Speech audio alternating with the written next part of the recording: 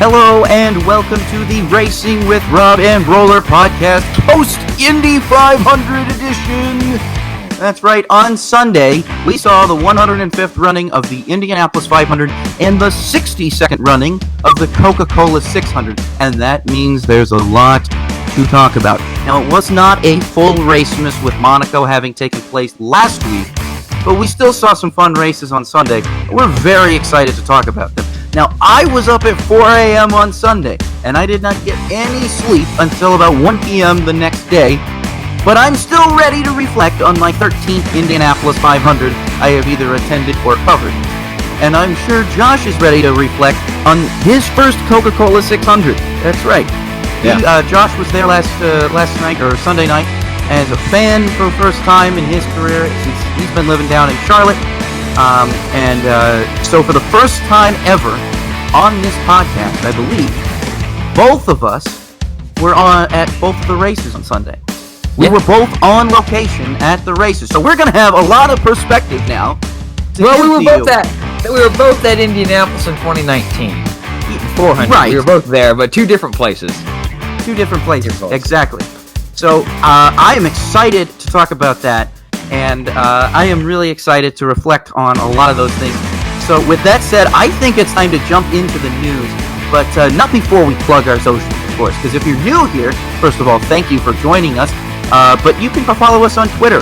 I'm rpeters33, that's RPETERS33, and then Josh is at roller_01, ROLLER_01, and our show can be found at Robin Roller, spelled just as it sounds. That's on Twitter and Instagram as well. And don't forget, we also have a YouTube channel and a Facebook and all this stuff. You can find us all over the place.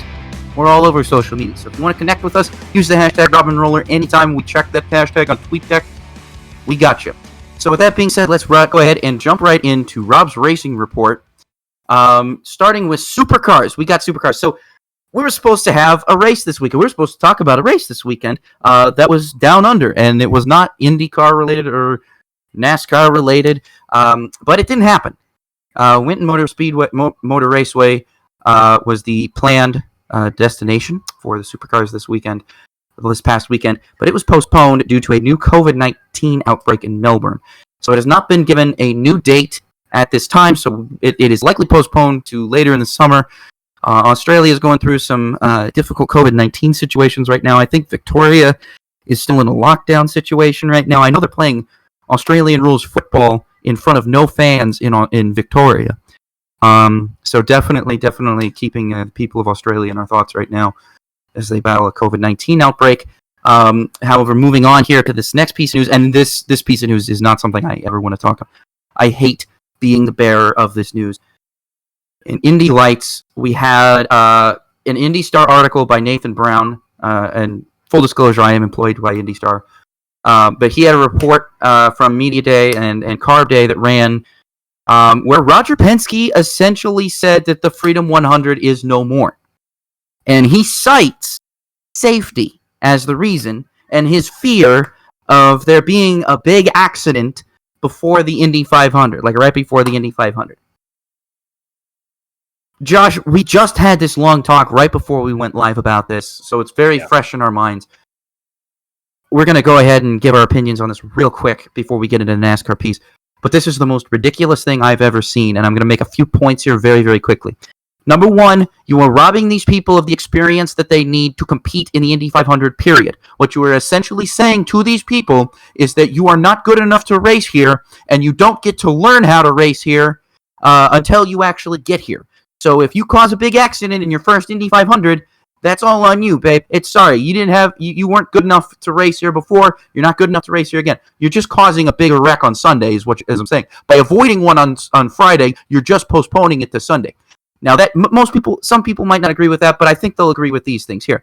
Number two, you are essentially you're saying you want to put more money into Indy Lights. You're saying you want to build up Indy Lights. How in the heck are you going to do that when you are keeping them away from their biggest stage? How are teams going to sell sponsorship when they have to tell sponsors, we don't race on the oval anymore? How are you going to... You have to tell sponsors, oh, yeah, that race we had on cable TV the Friday before the Indy 500, yeah, we don't have that anymore. How are you going to sell sponsorship now? And then to make matters worse, I talked to a bunch of people who went to Carb Day as fans. I did not go to Carb Day because personally, I just didn't see the point. There's no Freedom 100. Why bother? They canceled the pit stop competition. Not that I cared, but it would have been nice to have something else to do if you're going to pay $30 to go see a 2-hour practice when you just paid $15 the previous week to see a whole day's worth of practice. So you got that going for you, RP. But then, you make matters worse, there's going to be a lot of people that next year, without a Freedom 100, are probably not going to be back. You can't win them back by getting Kid Rock to play your concert at 7 o'clock. You're not going to do it. Nobody's going to do it. They came for the Freedom 100. It was made it worth $30, first of all. It made the cost of Carb Day worth $30. And it was an exciting experience, and it was a great time for the Indy Lights to show what they're all about. You know how many people show up to the Grand Prix to watch Indy Lights? Very few people actually get there early enough to watch Indy Lights. They usually arrive just in time for the race. Now, I'm a hardcore fan. I'll get there at 9 a.m. to watch all of the road to Indy. But you're not going to get a bunch of people who wouldn't normally do that to do that at the Grand Prix. So you're robbing them of exposure, and thinking that the Grand Prix is going to make up for that is asinine. You have to be out of your mind if you actually think the Grand Prix is going to give them more exposure than running on the famous oval. You're kidding yourself. You've got to be kidding me. And I'm sorry, Roger Penske, I appreciate all you've done. You've done a lot of great things so far for IndyCar and the Motor Speedway. But for the love of all that is good, this is ridiculous. This is an insult to the fans. This is an insult to the drivers. This is an insult to the teams. It is an insult to the entire road to Indy. And it is just flat out unfair to everybody who has supported the Freedom 100, everybody who has supported you, Indy Lights, and everything. You're trying to get IndyCar teams to enter in Indy Lights teams. You want them to. You want to have almost a requirement that IndyCar teams field an Indy Lights team. How are they going to sell sponsorship for that? How? I just want to know. How are they going to sell sponsorship for that? When he can tell me how that's going to happen without racing on the biggest oval, maybe I'll give him some slack. But until then, I'm not cutting him any slack. Josh, do you have any thoughts on this that I haven't said already that you would like to share before we move on? Yeah, I just wanted to say, I mean, I echo everything you say there.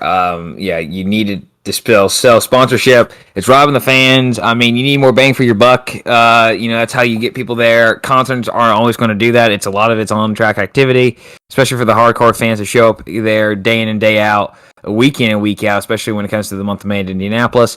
My thing is, I'll say I hope that there are some veteran drivers in this field of IndyCar, like an Ed Carpenter, even like Colton Herta, a recent guy who's been there and who's won that race, and then his own driver, and Joseph Newgarden, that can say, look, this race is valuable experience. And I mean, if I'm Ed Carpenter, I'm maybe not as afraid to say this, but if I Herta or my own driver Newgarden, I might hold my tongue. But I would, if I'm Ed Carpenter, I would challenge Roger Penske, hey, point out this big wreck that you're worried about, because we've had how many runnings of it where there's like 18 runnings of this race, 02 to 19, right? So, and there was only, and we discussed it, only the Wyndham crash is like really the only big thing that I can think of. Well, I just remembered one. There was a couple more. There was one in, I think, 2011 that was pretty big. And there was one, I think, in 2012 later that was pretty big. But it wasn't like those crashes were life-threatening. Yeah, they were scary crashes, but so was Scott Dixon's in 17. And yeah, these were nowhere near that level of scary. Yeah, now I'm thinking of the one that I don't know if it's the same one you're thinking about, but I think I am. I think my point is Anna Beatriz crashed into the inside wall of the South Chute, and it was a big wreck. I'm thinking about two guys. I'm not thinking about her. Chase Austin had a big one, but I mean that was a single car spin. I remember that, and the only reason it was big was because he hit a tire barrier on the inside of the Snake Pit complex, and not like a safer barrier or anything. I think he would have been fine if he hit any other wall other than that tire barrier. So, but my point is that there really hasn't been this big 5-car pileup. Cars gotten upside down into a fence. Thank God that hasn't happened. But that I would just challenge him. Hey, what's this thing that you're so worried about that hasn't happened in IndyCar? And I would argue, based off of speeds, that in just the number of people there, I'd be more worried about the IndyCar side, the Indy 500 side. But that's all I got to say because I echo everything you said as well. The Indianapolis Motor Speedway, the fans, the health health and stability of Indy Lights needs the Freedom 100. I mean, you have Indy Lights. I'm sorry, I'm going to say this last piece because I just thought about this too. And we're going to talk about this later in the race. You have the USF 2000 series and you have the Indy Pro 2000 series running on Lucas Oil Raceway on the Carbonite Classic.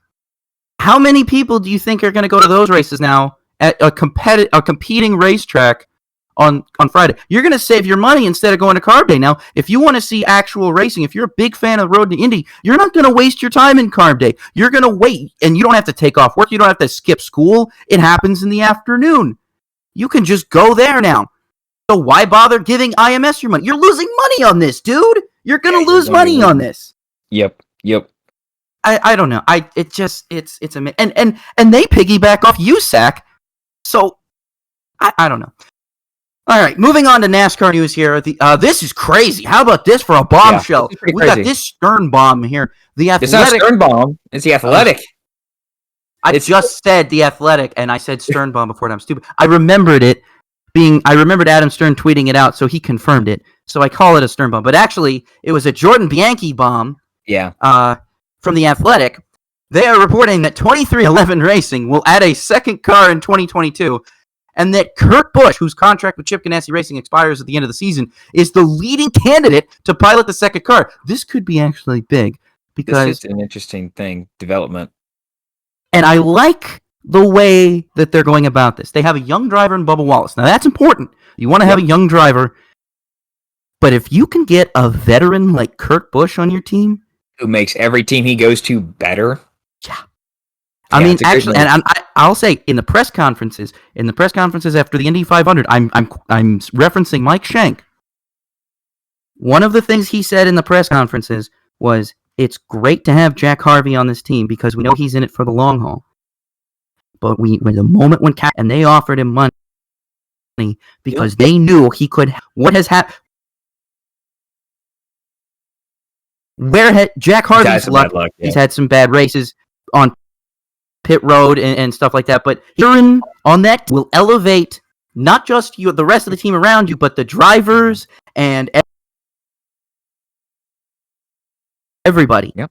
And Michael Jordan, this is a very good move. I applaud this. If this is, I'm not saying this is only a veteran like Kurt Busch, because since Bubba's been, he has not had any teammates.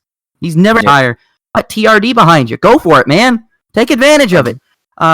Next piece of news here. Josh Berry will drive for Jordan Anderson Racing in the Xfinity Series race at Mid-Ohio Sports Car Course, a race that, again, I don't think they're 100% even going to be in. This is an important move for Jordan Anderson because after Charlotte, his team is still only 41st in owners points, but since Josh Berry is a previous winner in 2021, that guarantees any entry he is entered in as the driver. So as Berry entered in the number 31, that will knock MBM Motorsports number 13 out of the 40-car Mid-Ohio field. Morgan Shepherd gave a little update to us on his team. So we haven't seen Shepherd Ventures Racing, the good old Racing with Jesus car, has not been on the racetrack since the COVID-19 pandemic. Last time we saw it, Landon Castle was driving for him. He was doing pretty well with that team, showing what they could do. Yeah. But the team issued a statement that they are actively seeking full sponsorship for the 2022 NASCAR Xfinity Series season. Probably a good idea because, I'm pretty sure Jesus has been sponsoring them for a long time, and I got to imagine I don't know how much money Jesus has. I think the Bible says he was not a wealthy man. I'm sorry, I couldn't help myself. All right. As we're going to talk about IRP here in a little bit, we've got some sad news regarding that. We thought, it was rumored, we hoped, we crossed our fingers that the Truck Series would return to IRP if Canadian Tire Motorsports Park had to be removed from the calendar. Well, Canadian Tire Motorsports Park has been removed from the 2021 Camping World Truck Series calendar, and it has actually been replaced with Darlington Raceway, a second race at Darlington for the trucks. And this will take place on the same Sunday as the Southern 500, creating a doubleheader day for the fans. So that'll be kind of cool, actually. I mean, it's sad we're not going to IRP, and it's sad we're not going to Canadian Tire Motorsports Park. But hey, doubleheader races are always cool in my book. So that's that's worth a ticket right there. I mean, you can get. I mean, I don't know if the Southern 500 tickets are open yet, but I mean, I'm surely there's going to be a ticket like, hey, let's get you into both races, and that's going to be a great ticket worth because you're going to get, what is it, 200 miles of truck racing and another 500 miles of Cup. Bring it on. Bring it on. Sounds like a good long day for me. I'll get there at noon and not leave till the dead of night. Yep. All right. So that's it for the news today. Let's see. We didn't go very long. Ben Rhodes. Ben Rhodes will be driving for Spire Motorsports this Sunday at Sonoma Raceway in the 77, making his Cup debut. Oh, thank you for that. I appreciate. I totally forgot about that. So yes, Josh is right. Ben Rhodes making his Cup debut in the 77. Though we talked about this. How good of a road racer is Ben Rhodes? He's had solid performances at Canadian Tire Motorsports Park, and he obviously won Daytona earlier this year in the Truck Series. But I don't know what the thought process was. But I don't think it's the worst move in the world. It gives him an opportunity. Because Haley's going to be in Mid Ohio. Ben Rhodes must be a Spire driver though. I mean, I thought if Boris said could run Coda, why doesn't somebody just call him up? He's not. I guess he's not fully retired like he said he was if he ran Coda. No. I would say that there's some sort of, I don't know. It's Spire. Did they always hire Spire drivers? I know. Yeah, they probably do. I mean, I don't have anything against that. Don't get me wrong, but my guess is Boris said is not a Spire driver. Maybe Ben Rhodes is. I don't know. Yeah, I don't think Boris said is affiliated with any marketing agency or at all. I don't think he has an agent. I think he just does whatever he wants because he's Boris said he can. I think he's his own agent, and it was great to see him back at Coda. It was great to see him back at Coda. It was. I'd like to see the old Said head back at Sonoma like old times, but I guess that'll have to wait. So that is all for the news, I'm pretty sure, from the past week, because it was all Indy 500, Coke 600 stuff. There was no Formula 1 really going on. It's kind of a short, not very newsy week out. I mean, Media Day happened. I could plug my Tony Kanaan story, but it's not like he broke any news to me that I wasn't already aware of. Go ahead and check out my Tony Kanaan story. It's pinned on my profile. So, anyway, moving on now to the featured paint scheme. This is our one of our favorite segments here. I love this. Especially this year. I'm excited for this year. I'm so happy about. I saw this. I just got so happy. This year is the 2007 season of the NASCAR Nextel Cup Series. There's not a bad car in this field. Literally, I don't think. Well, I take that back. Whatever those 57 Chevy crap that they ran at Michigan was garbage. I hated that. Made the cars look like crap. But outside of that, every car was beautiful. So, Josh, why don't you go ahead and share with us your featured paint scheme? Because I know it was kind of difficult, but I think you did a good job picking here. Yeah, this one was hard. In my opinion, this is the end of the golden age of paint schemes. It ends in 2007. Now, 09 should be considered an honorable mention. Yeah, I'll let you have that, but I'm going to stick with my thing, and I'm going to say that it ended in 07. In my opinion, it's just my opinion. It ended in 07, and this was hard because I liked a number of paint schemes, but there's just one that kind of stands up above the rest, and that's Casey Mears, number 25, National Guard, GMAC Chevrolet. First, the thing that I remember opening up, I probably saw it on J-Ski first, but I can't remember if I saw it on J-Ski first or if I got it when I got the 2007 NASCAR press guide that they used to sell in like bookstores. I used to get those every year, and it's so disappointing that they don't have them anymore. I had the 2008 one of that, so yeah, I know what you mean. Yeah, it was great stuff. I remember I got like the first one I got for Easter, like in 05, because Kyle Busch was in the 5 car that year. But yeah, so I saw this car, and like the first thing that got me like, I love it, is the 25 was the same font as Jeff Gordon's 24. And I know there's a few people out there on Twitter that, there's a huge debate. It's a great little group that debate which 25 for Hendrick Motorsports, the font, is the best one. Are we talking about the Tim Richmond font, We talking about the Ken Schrader, Jerry Nadeau font, or are we talking about the Casey Mears, Brad Keselowski font? And there's a great little debate out there about it. And I have to say, I'm in the camp that's the Casey Mears, Brad Keselowski one, and that's probably just because I'm a huge Jeff Gordon fan, the 24 fan. But this car, all right, the front was dark blue like the American flag and had scattered stars on it. The sides were then red and white. It looked like an American flag on the car. The 25 was yellow, the same yellow as Jeff Gordon. Again, the same font. And when the car ran on the Gen 4 car, because remember 07 you had the Gen 4s and you had the COTs. The spoiler and valence were yellow, or mostly were yellow on the valence. But when the COT car, they were black. So the COT car still looked good, not as great, but it still looked good. In my opinion, one of the few on the COT that transferred really well. But his only win that year did come in the camo car. So it didn't that he ran the Coca-Cola 600. His first and only career NASCAR win was in the camo car. So it did not come in. Top 5 was something else. That top 5 was fantastic. Kyle Petty P3. Kyle Petty P3 in the Coke Zero machine, which was almost an honorable mention for me on that one. I'm sorry to interrupt you, but that top 5 still freaks me out to this day. What? That's what you get when you get a great fuel mileage race there. But yeah, it was a pretty struggling year for Mears. Although he did have the most career top 5s and top 10s, 5 top 5s and 10 top 10s. And those were career highs. He did have a pole at Chicagoland. His other 2 poles came in 04 with Ganassi, and the year before he did finish 14th in points. This year he finished 15th in points. So it wasn't a great year for Mears, but it was his last great year in NASCAR, unfortunately. Again, you talk about 4-car teams. I think it's amazing that we're seeing out of Hendrick this year is that there's always that one car that struggles. And in 07, Gordon and Johnson were pretty darn tough, and Kyle Busch was tough too. But Mears is like, hi, I'm over here too. But the car looked damn good, and you know what? If you look, it's like Ford versus Ferrari. If this were a beauty pageant, we just lost. Looks ain't everything, Ken. So, looks are good, but, it's a good looking car. I love one of my favorites. I actually just bought the diecast a few months ago now. The 1/24th scale one. I found one at an antique mall down here in Charlotte. So I'm like, heck yeah, let's go. I thought I was the luckiest man when I found a 164 of that. I have a one much later. I have a 164 one of this car as well. Which one did you find again? The same one. The same one. Okay, it was a 164.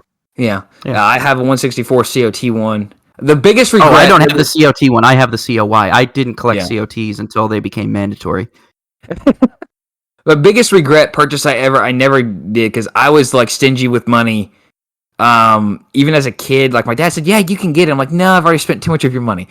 The biggest regret I ever had was going on vacation. Was in Tennessee, and they sold 4 packs of Hendrick cars. So you could have Kyle Busch's primary car, Jeff Gordon's regular flame car, Jimmy Johnson's regular Lowe's car, and Casey Mears 25 this National Guard GMAC car. And I think it might have even had a Hendrick like just silver car in the middle, just like a Hendrick car. My biggest regret is not getting that when I could there, because now they're like $60 when I see them, and like I could have got like for 20 back then. So I'm like, dang it. Oh, well. But you live and you learn, folks. When you see something it's a good price, get it. That's the lesson in this. So, yeah, Casey Mears, one of my favorite. This is one of my all-time favorite paint schemes, by the way. One of my all-time favorite ones. So, Rob, why don't you tell us a little bit about yours? You're right. Before I get into that, you're right about getting diecast now because, hey, this is a big heads up to everybody. Diecast prices that are made by, Circle B and Lionel, they're going up. I got an email from Circle B that prices are going to start going up for diecast. So, yep, get them now. Get them while you can, guys, because after a while, it'll have been fun buying those diecasts, but after a while, man, not many of us are going to be able to afford them. I don't know what I'm going to do for my kids. They're going to have to play with all of my old ones and be like, who the heck is Rusty Wallace? I don't know. Well, that's when you teach them who Rusty Wallace is. I'll tell those kids who Rusty Wallace was. All right, so seriously, moving on to mine. I again, picking this was hard. There was a lot of like a top 5 that I had to go through and eliminate. But every scheme was a banger. Like, I'm sorry, it just was. Every scheme was perfect back then. But the one scheme that stands out as my favorite of all time is Jeremy Mayfield's number 36 360 OTC / WWE Toyota Camry. Just to say too, when I saw this one in the book in that press guide, I'm like, "That's a cool looking car right there." It's the best looking car. It looked amazing on a car yesterday, but when it got transferred over to the COT, it still looked good. And you could not say that for every scheme. You could not say that for every scheme back then. And this one really did transfer over very well. It was almost like it was made with both of them in mind. So Mayfield drove this for Bill Davis Racing, and it seemed like Bill Davis really loved running a lot of part-time cars in 2007. He ran a 23 car. He ran Mike Skinner and Jacques Villeneuve in a 27 car in multiple times, and then this was supposed to be like his second full-time car, and Bill Davis hadn't run like a second full-time car successfully since Dave Blaney in like 2001. Yeah, because there was Hut Strickland in 02, Kenny Wallace in 03, and then 04 he never brought a second car back. Well, I guess you could say 03 was success. I don't think Kenny Wallace DNQ'd for like any races. Not as many as Hut Strickland did, and definitely not as many as Mayfield did here in 07. Yeah. But it's really weird how Bill Davis had basically almost four cars in his fleet at one point in 2007. By 2008, dude's basically bankrupt. A lot of that was the economy, I guess, but at the same time, but this is more about Mayfield. So Mayfield actually failed to qualify 18 races out of the 31 he entered with his team. Maybe why Bill Davis failed. Maybe if you can't get your cars into the field, that's going to be the biggest problem. Of course, in 2007, when you had like 49 cars showing up every week for 43 spots, so it wasn't like, everyone was going to make it, and you had a bunch of new teams, especially with like Team Red Bull and Michael Waltrip Racing and those guys, not to mention Mayfield's new team here, all trying to make the field on no owner's points. It was like an Old West outlaw kind of style. It was really crazy. It's kind of like what the Xfinity Series is right now. When you have qualifying and you only take 36 cars in, you're sending 7 home. Yeah, dude, man. I mean, back then, qualifying was the thing to watch. I mean, qualifying was fun. Really, I mean, you had to watch qualifying back then. You had to. It was a must. Yeah, but Mayfield sat out Sonoma in this race for Bill Davis Racing while he ran road racing ace Butch Leitzinger in a number 23 Cat Camry, painted exactly as teammate Dave Blaney's. This is always weird to me. I almost wanted to talk about this, but it seemed unfair to talk about this car because as a one-up because it had the same scheme as Blaney. But I felt like if I picked this car, I can also talk about this car too, so I could just kill 2 birds with 1 stone and talk about my favorite cars. That 23 was really weird to see on a road course, but I'm really disappointed that they couldn't do that more. Couldn't get like Caterpillar to sponsor both cars in more races. I feel like that could have succeeded a little bit better, but this would have been cool to have like an inverse paint scheme too. Yes, it would have been good. However, this is about Mayfield. So he had it was green and it was black, and it had the black. It was kind of like what's the word I'm looking for? Like waves or something. Not really waves, but like fan looks. I've always kind of shark fins, I guess. Like a bunch of shark That's fins, a good word for it. Yeah. And they were outlined in like this very almost silver gray. So you have this. So you have this beautiful green base, then you have these black stripes, basically shark fin looking things across the car, and then you have this beautiful silverish gray that outlines the black. It just looked perfect. It fit together perfectly. Yeah. And the craziest thing about this too was not only was it sponsored by basically an energy drug that the FDA pretty much put out of business not long after. It was also sponsored by the WWE. I still find that crazy. Like, WCW used to put their logo, like the old World Championship Wrestling, used to put their old logo on a lot of Jerry Nadeau's car when he drove for Melling back in the 90s. And when WCW and Monday Night Wars, if you're a wrestling fan, you know what I'm talking about. If you're Josh, I'm sure he's confused. Yeah, I don't know what you're talking about. But WCW had really beautiful cars back then, and even WWE had, like, I think 1 or 2 specifically painted cars for this that I'm not talking about here because it's different. But yeah, it was really crazy to see the WWE on this random, like, part-time failing race car on Jeremy Mayfield. Do you think of the WWE when you think of Jeremy Mayfield? Because I don't. You don't put the two and two together. I mean, that's not, no. I mean, then again, I'm sure there's a subset of people who could probably associate the WCW with Jerry Nadeau, but there's nobody who associates the WWE with Jeremy Mayfield because of the sponsorship. So, but this scheme reminded me actually a little bit of Bobby Labonte's old Interstate Battery scheme, specifically as one from 2005. But being on a Toyota Camry, that's why it wins for me, because that Camry car of yesterday, in my opinion, was the most beautiful car out there in the post, I guess, stock era, from the 90s onward, I guess. Yeah. That car was just so beautiful, and we only saw it for 1 year in the Cup Series. We got to see it for more in the Nationwide Series, which was nice. But as soon as it was phased out, I just became sad. I liked seeing them in ARCA. They were nice to see in ARCA, but now they're not in ARCA anymore. But the Toyota was a good-looking COY car. It really was. It really did. But they didn't make a lot of die-casts of those Toyotas, which really bummed me out, because finding a die-cast of this is almost impossible. I have tried. I don't think they made one. You could probably find some custom ones on eBay, but outside of that, I don't think they actually made this, which is really disappointing, because this would be the car that I would 110% display, get as a 124 and display everywhere. And like I said, it's crazy to think that this car was sponsored by basically almost a bogus energy drug and the WWE. Just crazy. It only qualified for like a handful of races. It failed to qualify for 18. I'm looking up which ones he failed to qualify right now, because I don't. It was a lot. He sat out Sonoma and then got fired toward the end of the season. Yeah, so he was with 4 or 5 races left, he was out. And don't forget, Tyler Walker, right? Drove this truck. He drove the truck of this. He drove the truck version of this. Yeah. 2000.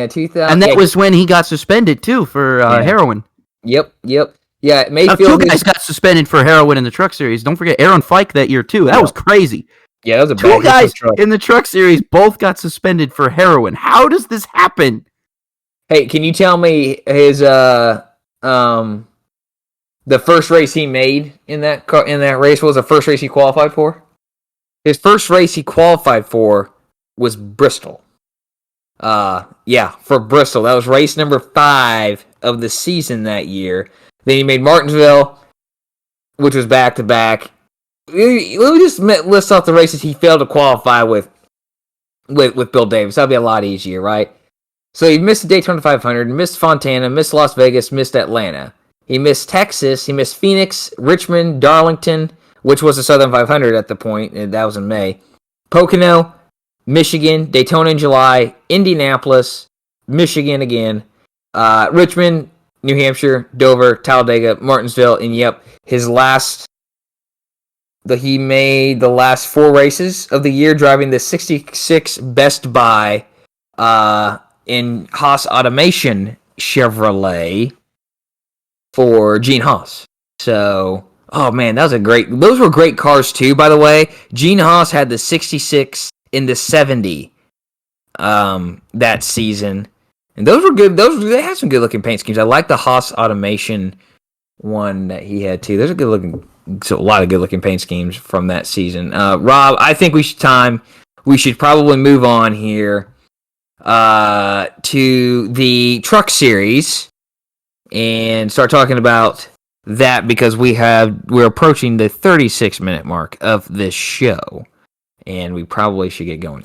So the truck race, pretty solid race all around. I watched that race live, and I was tweeting it for Front Stretch, actually. And the biggest thing about this, let's just talk about it. The Trey Hutchins wreck.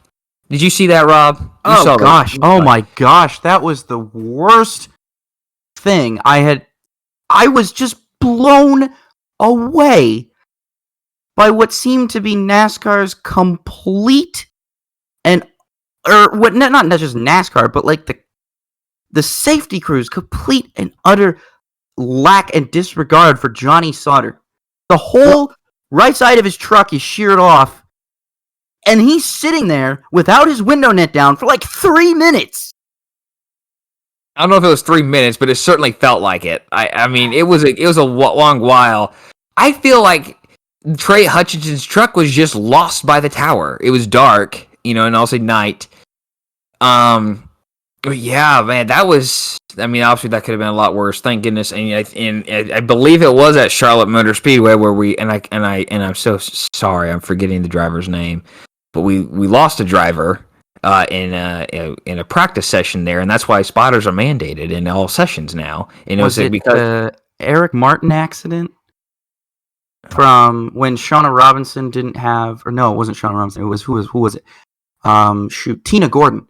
Was it Tina? No, can't remember. I don't want to put a name. I don't want to put a name on it because I don't want to get it wrong. I know it was a female driver, but I just can't remember who it was. And but basically what happened was her spotter was like not paying attention or whatever, and this car wrecked, and the spotter was not paying attention, did not tell her that there was a car stopped on the exit of turn 4, so she can't see this car while she's in the middle of turn 4, turns between turns 3 and 4, and as soon as she comes up off the banking, that's when she sees the car, and there's no reaction time because her spotter did not tell her, hey, there's a car accident, there's an accident here, slow down. I don't know what the heck he was doing, if he was having a sandwich, having a cigarette, or what, but he didn't tell her, and it cost somebody's life, because you got to pay attention when you're doing these things. Yeah, so get back to this. It's very similar. I mean, Trey Hutchins was rolling, but it's like, I don't know, 15 miles an hour probably. I mean, these guys are going 170 off that corner in these trucks. And he's following Drew Dollar, and Drew Dollar says, oh crap, this truck's in the way, and kind of starts to check up and turn. Sauter gets in the rear of him, spins him, and then all of a sudden, like, oh crap, there's a truck there, and just submarines the left rear of Hutchinson's truck. Thank goodness that it was at an angle too. I mean, that could have been a lot worse if it had been straight bumper to bumper. So, thank goodness that didn't happen. Good to see Johnny Sauter walk away.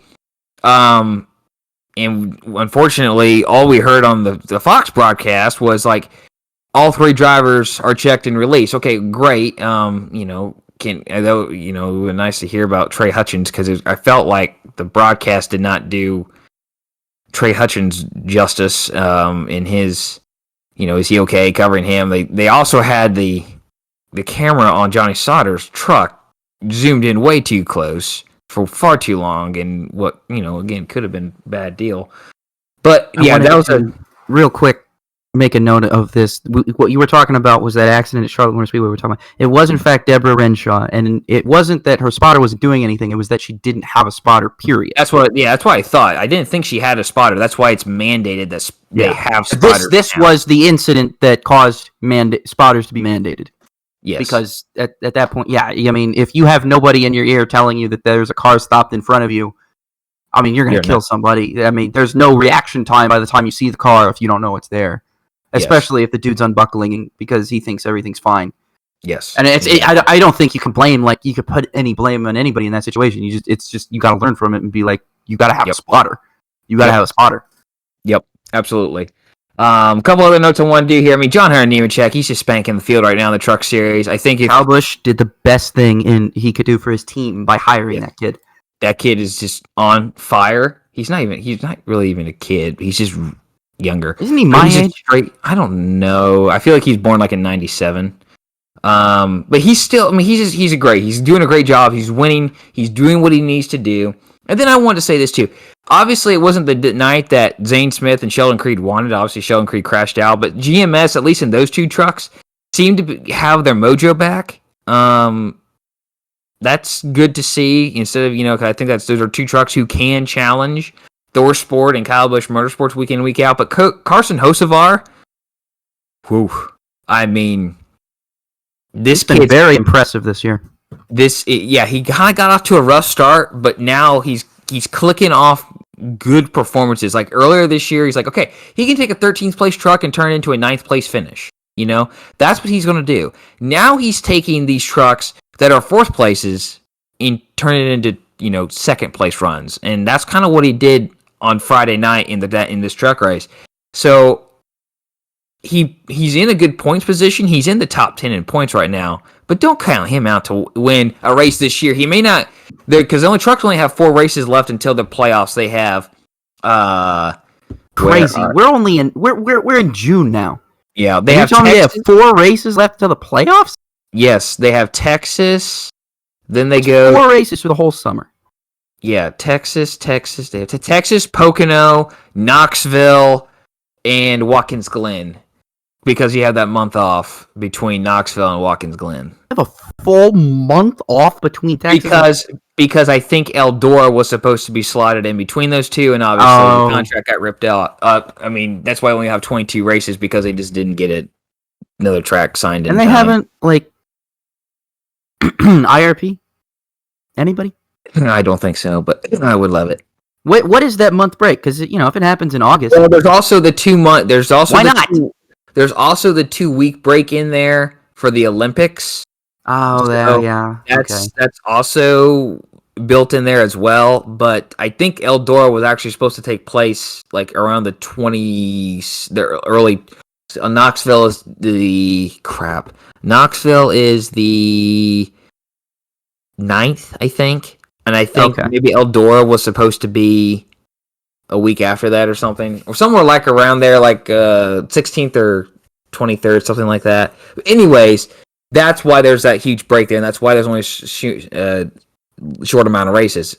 But yeah, I don't think he'll win any of those. But man, when you get back to the regular ovals here, in the playoffs, even if he's out of the playoffs, Carson Hocevar is going to be a threat, I think, to win a race or two here if he can get that setup dialed in and beat John Hunter Nemechek, like we said. I mean, he said that's the main threat right now for those guys. So I think we should go into the Xfinity Series, though, and talk about that race. Yeah, the Xfinity Series was a really fun race, obviously. Oh, crazy stat here. You want to know a fun fact? Both the Xfinity Series and the ARCA Series ran faster laps in the Cup Series, unqualified. Yeah, I knew that. Yeah. Gosh. How do you like the 550 horsepower at this point? You cannot sit here and tell me that the Xfinity race was not better than the Cup race. I can't argue with that, and I'll share more about that later when we get to the 600. But yeah, I know. The Xfinity race was fun. It was fun to watch. I mean, Ty Gibbs spins out, and he still wins this race. Now, I don't know if that is more something to say about the level of competition and quality of the racing in the Xfinity Series, or that's more to say about just how good Ty Gibbs is. But either way, both of those are very positive. The fact that you can have a car spin out and still be able to pass as many cars as he needs to get back up front and win the race. It's not like a Kyle Busch situation in the Truck Series where he has a speeding penalty and then just drives through everybody on the restart. Gibbs had to methodically work his way back up through the field. And he spun. He had some cautions that aided him because he spun coming to the end of stage 2. The stage 2 green, white checker flew right then. He had a little bit of help with later cautions, but still, I mean, he's in probably the best car in the field, right? I mean, can that be? I don't even know if you can really say all that, because I think that the front runners in the Xfinity Series, I think personally, between Penske, Junior Motorsports, and Gibbs, I think they're all about evenly matched. I don't think you can say one team is better than the other right now. That's fair. That's fair to say. I just feel like I'd even throw Colleague in there. Oh gosh, you have to throw Colleague in there. I think Colleague is. Well, it's tough to point. They're definitely one of the top 2 Chevrolet teams. I think all 3 of those guys are just. I mean, it's just experience too better than Maya Snyder. But yeah, Ty Gibbs is just a great talent. He's going to be around for a long time. I mean, good grief, he's got all these. I think he won the ARCA race. Killing it. He swept on Sunday. He won the Xfinity Series, or Saturday. He won the Xfinity Series race, and then he hops in the car and wins the ARCA race like it's nothing. Qualifies. He hops in. He celebrates. Yay! I won the Xfinity race. Hops in the ARCA car, qualifies, wins the pole, then goes out and wins the race. I mean, the kid has now a combination win in the East and West, and the record books will show that as 2 separate wins, but really it's 1 win. So he's got a 1 win there in the West, in ARCA as well. But he has an ARCA East win, and no, he's got a couple of more like in general ARCA wins, doesn't he? Yeah, and he's got a couple more ARCA wins too. I think he's won 3. He's won 4 ARCA races this year, so he's got 6 wins in an ARCA sanctioned event this year. Technically 7, but he's got 6 races. He's got 2 Xfinity wins. This kid. We'll talk about it later in the show. I'll save a little bit more, but he's really good at what he does. I mean, he's a great talent. Full time. Oh gosh, he would be a playoff favorite. He would be a playoff favorite at this point. He would. He would be a playoff favorite at this point. What did you think about the whole Riley Herbst and Chase Briscoe thing? Because Chase Briscoe was in a Stewart-Haas prepared car. Okay. Lended out to BJ McLeod Motorsports for Chase to get extra track time, and just about won. I mean, he just about won that race, and it was his first in the Xfinity since last November at Phoenix. Well, I think a lot of it just shows. So Chase Briscoe's obviously struggling in the Cup Series, and I really think the reason why he's struggling in the Cup Series is because, again, the Xfinity Series cars and the Cup cars don't drive alike at all. I mean, in the Cup Series, he's foot to the floor, mashing the gas. In the Xfinity Series, he actually has to drive the thing and show why he's so talented. Yep. Like, I feel like he's stuck in the Cup Series. If he doesn't qualify well, I mean, he's screwed. I mean, at least in the Xfinity Series, if he doesn't qualify well, he can at least pass everybody. But in the Cup Series, this dude's just screwed if he doesn't qualify well or start very well. Like, I feel bad for him. Like, I wouldn't want to be in this situation because it's like, I feel like everybody knows what Chase Briscoe can do. We've seen every time he gets behind the wheel of an Xfinity car that you actually have to drive. You don't just have to slam your foot to the floor and turn left. You actually have to drive it. He can do something. He could do amazing things behind the wheel. And I don't think anybody is doubting that. He could have won that race. I understand it was a Stewart-Haas prepared, but in a BJ McLeod car, for crying out loud.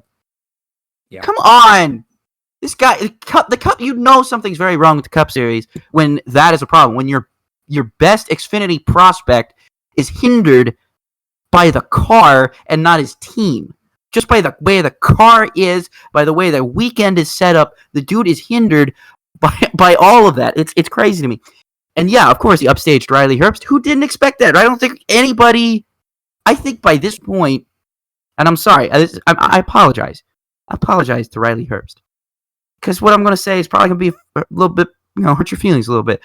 If someone said this to me, I feel kind of bad. But dude, buddy, you're just not very good. And that's okay. It's okay to just not very, very, very good. Joey Gase is just awful, and for some reason he has a Cup ride. So it's okay. You're better than Joey Gase, at least.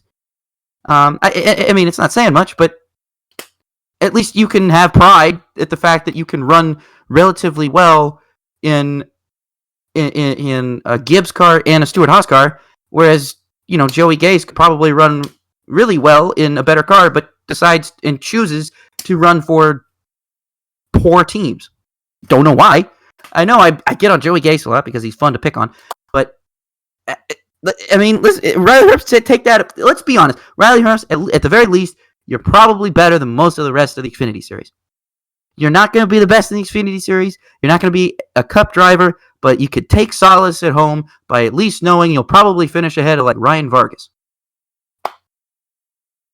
Take solace in that. I mean, take solace in that, man. I mean, just be glad you're not running last. Just be glad you have a good ride and just enjoy it. Because there's going to be... You don't want to end up like J.J. Yaley, who's still trying to convince people he can drive a race car when we all know he should have gone back to USAC a long time ago.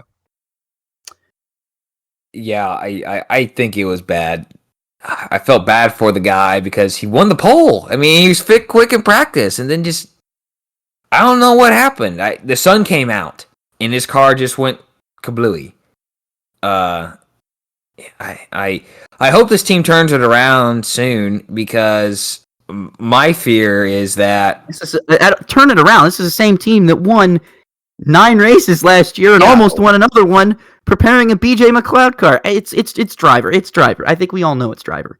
Well, and whatever it takes to get this guy confidence and to get better finishes, because my fear is that when Austin Cindric goes up the Cup next year, Team Penske shuts down the 22 car in the Xfinity Series. And he's not going to run a car for 15 races. Or, well, I guess he could run Austin Cindric in the car as many times as he wanted to because he would have less than 5 years Cup experience. But I just don't know if that, again, is the Penske way, saying, is it worth it to do that? And all of a sudden you're left with, the only one Ford team. And I don't know, again, if you don't bring Riley back, who is this guy or gal who's going to replace him in that 98 car? So, I don't know. I just hope things get turned. I think there's a lot of people down in the Xfinity Series who could probably give the car at least a very good shot. Again, I don't want to hurt Riley Herbst's feelings because I understand how it must feel to just kind of have people say you're not very good at your job. I don't want to hurt your feelings, but you know, I think you can go. There's a lot of other racing series you can go and try and be successful in. You don't have to dictate your entire career by how you do in NASCAR. There's a lot of people who leave the first series they're in and they end up having more success out there. I mean, look at all the F1 drivers who think, I don't want to go to any other series, and then they come to IndyCar or they go to sports cars and they have success and they realize, I don't know why I didn't do this before. You know, it's fine if Riley Herbst isn't that good. He can just go do something else. I mean, like you said, it's going to be hard to replace him or hopefully keep Ford in the Xfinity Series, but I mean, and maybe, hey, if Brad Keselowski buys into Roush Fenway Racing like they're saying, maybe he puts some money in there and gets an Xfinity team going again and keep Ford in there. I don't know. I'm spitballing now. That could be. Let's talk about one more thing here in the Xfinity Series before we move on. I know you're leading and I'm like cowboying this rodeo. No, you're fine. What did you watched the Xfinity race? So what did you think about the no red flag call there at the end where there was this big crash? And there was like a good chunk of laps left, and then all of a sudden we got a 7-lap shootout. And I felt bad because Brandon Brown's like, "Hey, I got fresh Goodyears here, man." I thought if we get this race restarted with enough time, Brandon Brown's going to win this race because there's going to be obviously more wear on the leader's tires, right? There's going to just because you're not wearing the tires down, we're running caution laps. I felt bad for him because I'm like, this was an opportunity for him to go out there, steal a win, steal a show, and hey guys, we can do this. And I just felt bad for him. I didn't like the no red flag call. I hope that wasn't television dictated, because I will go on record here, and this could be crazy. Okay, this could be very crazy. I will go on record here. I would rather see a race red flagged and saying, hey, we're shifting this to FS2. So it's a fair competition for those guys in the field instead of like the people at home getting to see it and maybe you don't get it. I know that might be totally crazy, but I just felt like the fans were cheated a little bit, but also the drivers were and the teams were too. So yeah. Anyways, let's go on to the Indianapolis 500 and. Let's talk about this because this was a crazy race from start to finish. Start to finish here. I mean, early craziness from Stefan Wilson. There's a guy at work. He's got like the same spelling and his name's pronounced differently, so I got it wrong there. Stefan Wilson there. This was a turning point of the race and almost a major turning point in the championship when he crashed on pit road, because that got Scott Dixon in trouble. And Alexander Rossi. I mean, Alexander Rossi's season is just about done now. I mean, after this double points deal, and you gotta feel bad for a guy. He was my guy. Like, I mean, if I want to pick, if the Indianapolis 500 gods came down to me and said, "Hey, Josh, who do you want to win this race today?" I want to say Alexander Rossi. I want to see him win. He deserves that second one. He's got some heartbreak here, and then all of a sudden that this happens again. He has something bad happen to his race once again. And then Scott Dixon, having to pick, went a lap down, got his lap back eventually there. But, yeah. I mean, he finished 17th, right? I think it was 17th, something like that. And Dixon finished 17th, and he actually got his lap back by the end of the race. Yeah. So it was entirely plausible, but it took him a long time. It took him till about like halfway to get his lap back. Yeah, it took him a long time. And was that aided by the Rahal caution? Yeah, I think it was. Yeah. He didn't really get his lap back until about, I would say, lap 130, 140 maybe. And by that point, he was still down in the 20s, so he still had a long way to go. And I don't really think they set up his car to run in traffic, because obviously when you're the pole sitter, why the heck would you set your car up to run in traffic if that's probably not where you're going to run outside of, when green flag pit stops are happening? You're probably going to be out in clean air most of the time, so you're not going to need to set up your car. So as soon as Dixon got behind, I think that was just a problem. No matter what they did, he was just going to be behind the 8-ball because the car's setup was not meant to be in traffic. And it looked that way. It very much looked difficult for Dixon to pass because, I think if the car was set up to run in traffic, I think he very well easily could have made his way up through the field much easier than he ended up doing. Rossi was just screwed from the beginning. He went 2 laps down, and it was over from that point. From Rossi's standpoint, I don't know what he's got to do to catch a break. Whether it's a change of scenery, do what Marco did and change your number every year. I really don't know what he needs to do to get some luck, because I don't think anybody ever has doubted. Huh? He needs to go back to the 98. Yeah, maybe. I don't know what he needs to do. I don't think anybody is going to sit back and say Rossi's not a good driver or he's washed up or anything. I don't think that at all. I think he's still got a lot left in him. He could still do stuff. I mean, if Helio can win this race at age 46 or 45, whatever. Sorry, Kanon's 46. Helio's still 45. There's no reason that Rossi still can't have a bunch of other opportunities to win this. I just don't really know what he needs to do to get better. Really, you're right. The Stephen Wilson crash was really disappointing, though, because Stephen Wilson did not deserve to crash like he did. And I think this is a big thing. There was a lot of problems on pit road. We had a lot of problems on pit road, and I thought initially that it was the pit road was just slick, or guys just were screwing it up for some reason or whatever. Turns out, I went back and I checked Twitter and I checked some of the media comments after the race. Stephen Wilson, Will Power, and Simona Di Silvestro all said they either had some form of brake lockup or brake failure that was not of their own doing. In fact, Stephen Wilson said he got on the brakes and his front brakes failed and his rear brakes locked up, and that's what sent him around. Well, who was it? Townsend Bell on the broadcast said he was wondering if teams were playing with the brake. Oh crap! The brake position or whatever, the release brake biases. He didn't use that word, I don't think, but he's like to allow more air to flow through. Yeah. And that could have hurted them a lot, because it definitely and we saw that even there were situations where cars didn't crash. It seemed like there were more speeding penalties on pit road because guys could not get their cars slowed down. Like there was something up with the brakes, because I'd never seen that many cars spin out coming onto pit road. Like you would think, oh man, maybe pit road is just really slick, but no, you turn out there's legitimate these brake problems, and that's a safety issue. Yes. I mean, it's IndyCar honestly, if that's what you're doing, if what you're saying, or if what Townsend Bell is saying is true, IndyCar needs to look into that, because that's a serious safety issue if these cars can't get slowed down on pit road. Yeah, that's a big issue. I mean, because I'm like, that's something I wouldn't play with at all. No, of course not. I mean, to me, and again, I know every tenth matters, but like, what is the gain? Yeah, exactly. Well, you're talking. I mean, these races are won and lost on pit road based on strategy. If you cannot execute perfectly, if you are hindering your driver's ability to stop the car in a dime when they're on pit road, that is a problem. You're not supposed to do that.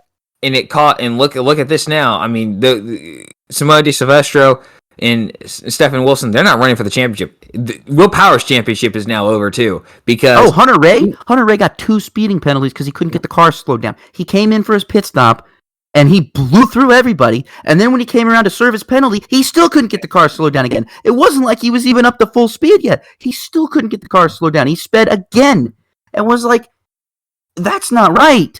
So fix this dude's brakes. You just blew the race for Hunter Ray because his brakes basically didn't work. Yeah. Like you guys could have had a solid top. Hunter Ray could have had a solid top 10 day. Well, Will Power was back up to the top 10 too.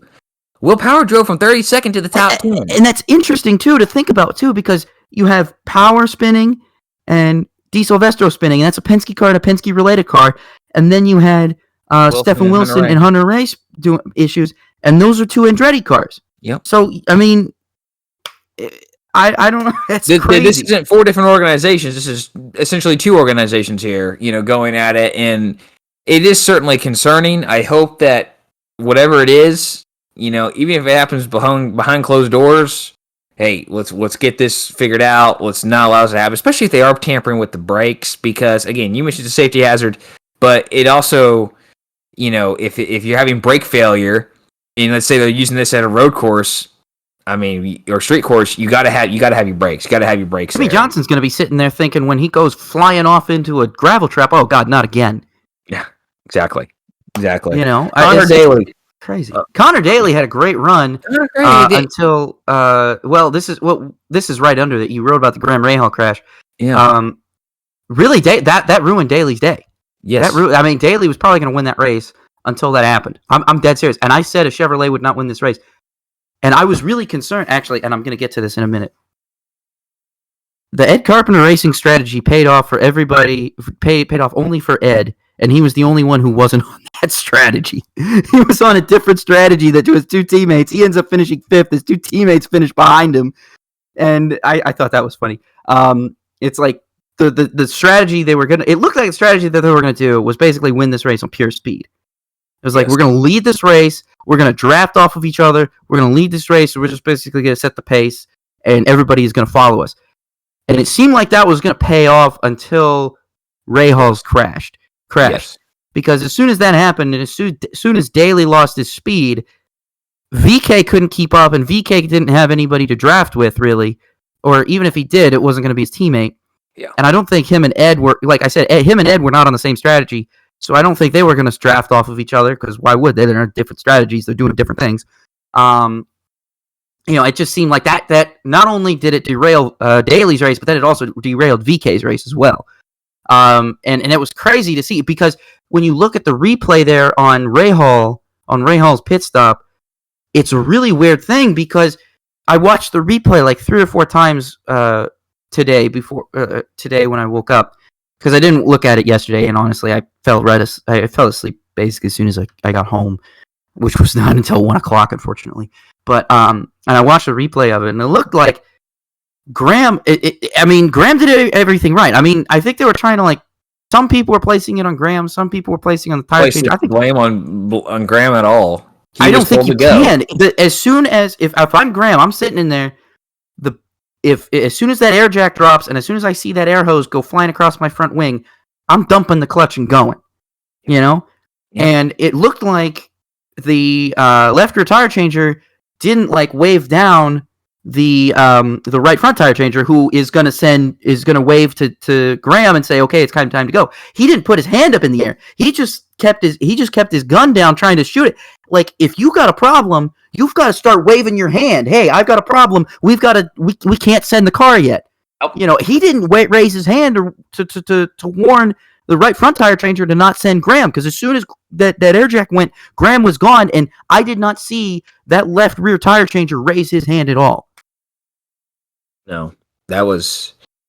This is one of those deals where, is there going to be a penalty for this? Is there a fine? I don't think it should be. I don't think there should be a penalty for it. But I think that tire changer should, at the very least, be retrained to be like, hey, if it takes you like 8 seconds to realize you can't get this tire on, you should probably say something. I mean, he had ample time to say something that his gun wasn't working. And we're all human, and we all make mistakes, and that was just a lapse of like, oh crap, that's one thing I forgot to do, and unfortunately, it was a mistake at the worst of times because you're in the Indy 500, and that's the one place you don't want to have a mistake, Yeah. But hey, win for the aero screen.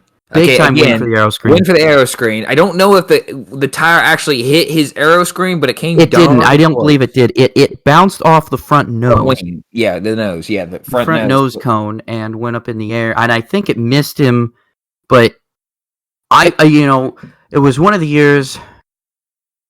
And I think it was Elio. Yes, it was. It was. I want to say it was Elio's car that basically had a tire go bouncing right in front of it and barely scrape his left front. And if that tire came in at a different angle, the moment that it hits that left front, it hits Helio in the head, and he's gone. Yeah. Right. So as soon as I saw that onboard of Daly, that's what I thought about was that incident. I think this was 16 or 15, maybe. I want to say 15. I'm not sure. I want to say maybe 16. I know it was. He had a big wishbone on it as well. I can't remember. Or no, yeah, I don't know. It wasn't the year he went under Scott Dixon and still finished second.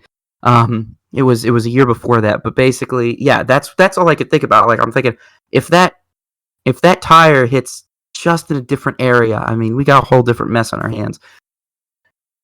And I'm so thankful for that aero screen. I mean, even though it didn't hit the aero screen, I'm thankful that it was there. Absolutely. Again, that's why I say it's a win. I'm like, hey, this could have been worse. And let's just say it did ramp off the aero screen. I mean, first off, Connor Daly's going to be out of breath and terrified and need a new pair of pants. Yeah. But again, we're going to be saying, hey, this is a win for this aero screen. Look at this. This is why we have it now. So yeah, I feel bad for Graham Rahal, that team. I mean, they put a lot of work into it. I want to say, can I talk about the strategy real quick? Yeah, go ahead. The strategy of this race, this was fun because covering it. First of all, I was covering the Indianapolis 500. I dropped out for a minute. Internet's being weird today, but Josh led in. So I appreciated him for doing that. I love when you can rely on somebody to just be so good with that. So thank you, Josh. But I want to say I did cover this race. It was great. I love covering the Indianapolis 500. I think especially after last year when I wasn't able to be there at all. I didn't get to go to the Motor Speedway at all for any race. And that was the first year pretty much since I've been born that I have not been at the Motor Speedway for something. I've been there for something every single year except last year. And that was a pretty bittersweet and difficult period to get through. And so I think for me personally, I was just so thankful to be there because when you set foot into this place, it's really special. Yeah. And I just felt very, very thankful to be able to be there this weekend. But one of the things that I'm very thankful to do when I cover it is I have so much more info in my face at all times than fans do watching at home or even fans watching in the stands. I have so much timing and scoring info. And when you have TweetDeck pulled up, I can create little lists and everything, and I could keep track of pretty much every strategy and try and figure out what's going on. Now, Racing Electronics didn't bring any scanners to rent to the Motor Speedway this year, so I didn't have one. So I was kind of guesstimating on most of the strategies.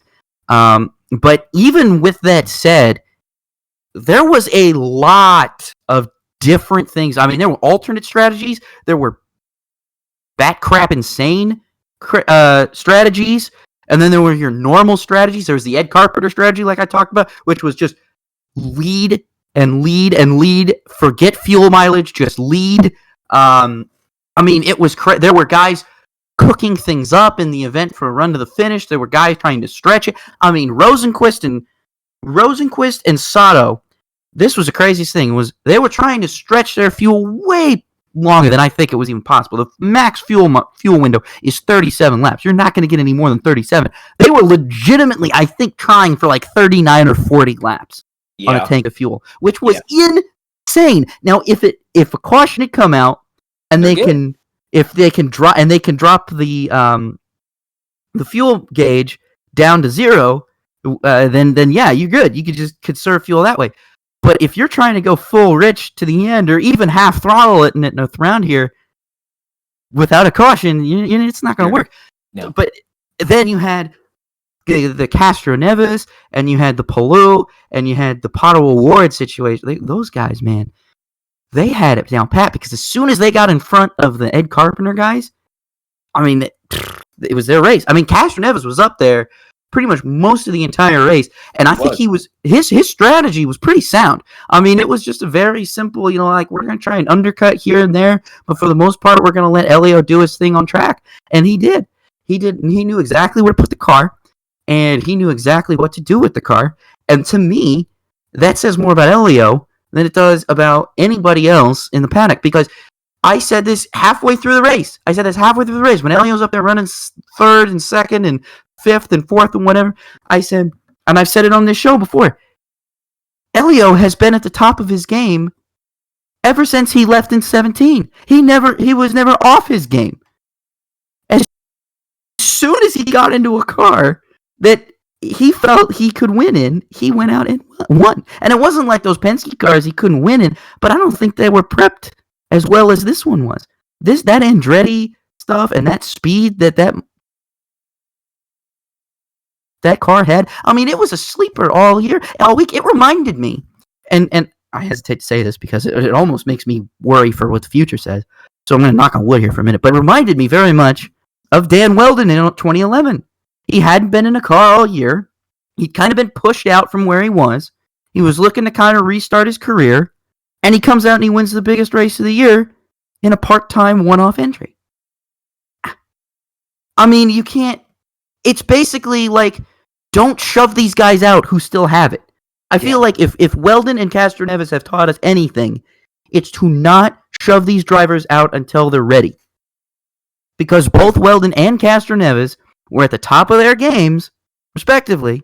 Weldon was at the top of his game when he was released from Panther Racing after 2010. He was still at the top of his game. It's just Panther sucked. Okay? And he proved that. Weldon proved that because he was in the top 10 pretty much all day. He wasn't necessarily a front runner, but man, when the time came, he won that race. Helio's the same way here. He was pushed out before his time. He came back. He said, hey, don't forget about me. I still got it in me. He goes out there and he wins this thing and it won off.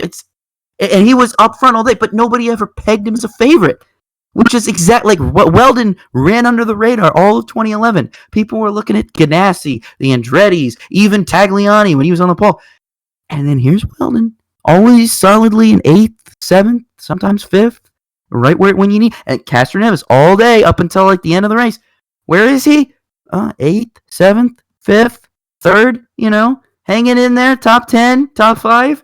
And then right when the end of the race comes, boom, he's right there in contention to take it from you. And with Helio's experience, he said it in the press conference, and I don't blame him. I think he did. He specifically mentioned 2014 and 2017. He said he went back and he looked at what he did wrong both those years. How did Hunter Ray beat me? How did Sato beat me? What did they do differently than what I did?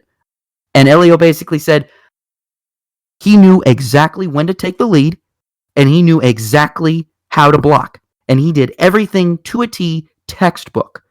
Perfectly. You could not... He literally took 2 heartbreaking losses, finishing second in 14 and 17, and used it against basically a rookie against him. Now, Palou, actually, you can feel bad for Palou all you want finishing second. But I think finishing second to Helio is going to teach him way more than he knows right now.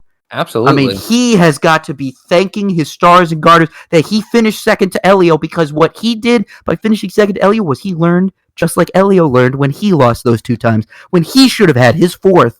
I mean, we're talking about 4-time winner. And he learns from his losses.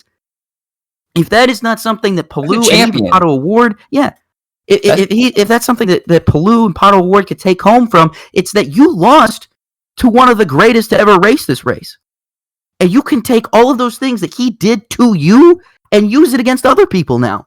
Because when Helio decides to hang it up, hopefully it's not anytime soon, because he said in the press conference too, he's like, if they enter me in more races, I'm going to be there. If I run full-time next year, I'm running full-time next year. He's going to be, you said one off earlier, just one correct. He will be in 5 more races this year. Oh, I know. But like in terms, like, as far as an Indy 500, I consider the, like, one-offs to be cars that don't run the full season.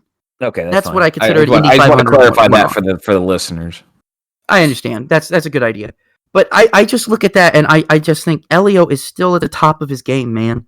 At 45 years old, this dude is competing and beating people 20 years his younger. I mean, it is just amazing. I mean, he went out there, he beat every Penske car handedly. He outqualified every Penske car handedly. He almost lapped the car that was in front. Well, McLaughlin had a speeding penalty, but so I guess that doesn't count. But still, I mean, and Kanaan. Look at, okay, this is just another thing I want to talk about. I know we're talking a lot about the Indy 500, and I don't really feel bad because we got 2 hours and we're still going fine. Because the Indy 500, there's so much to talk about, and I apologize ahead of time. I don't know how much of the Coke 600 we're going to talk about, but there's so much to talk about the Indy 500. Look at the top 15 and look at how diverse it is in terms of age. Helio wins. Kanaan finished 10th. Juan Montoya finished 9th. Combined, those dudes are like 100 plus years old. 120, 30, 25, 30, right. Like that. And then Pato O'Ward and Alex Palou, I'm pretty sure their combined ages make up Helio's age.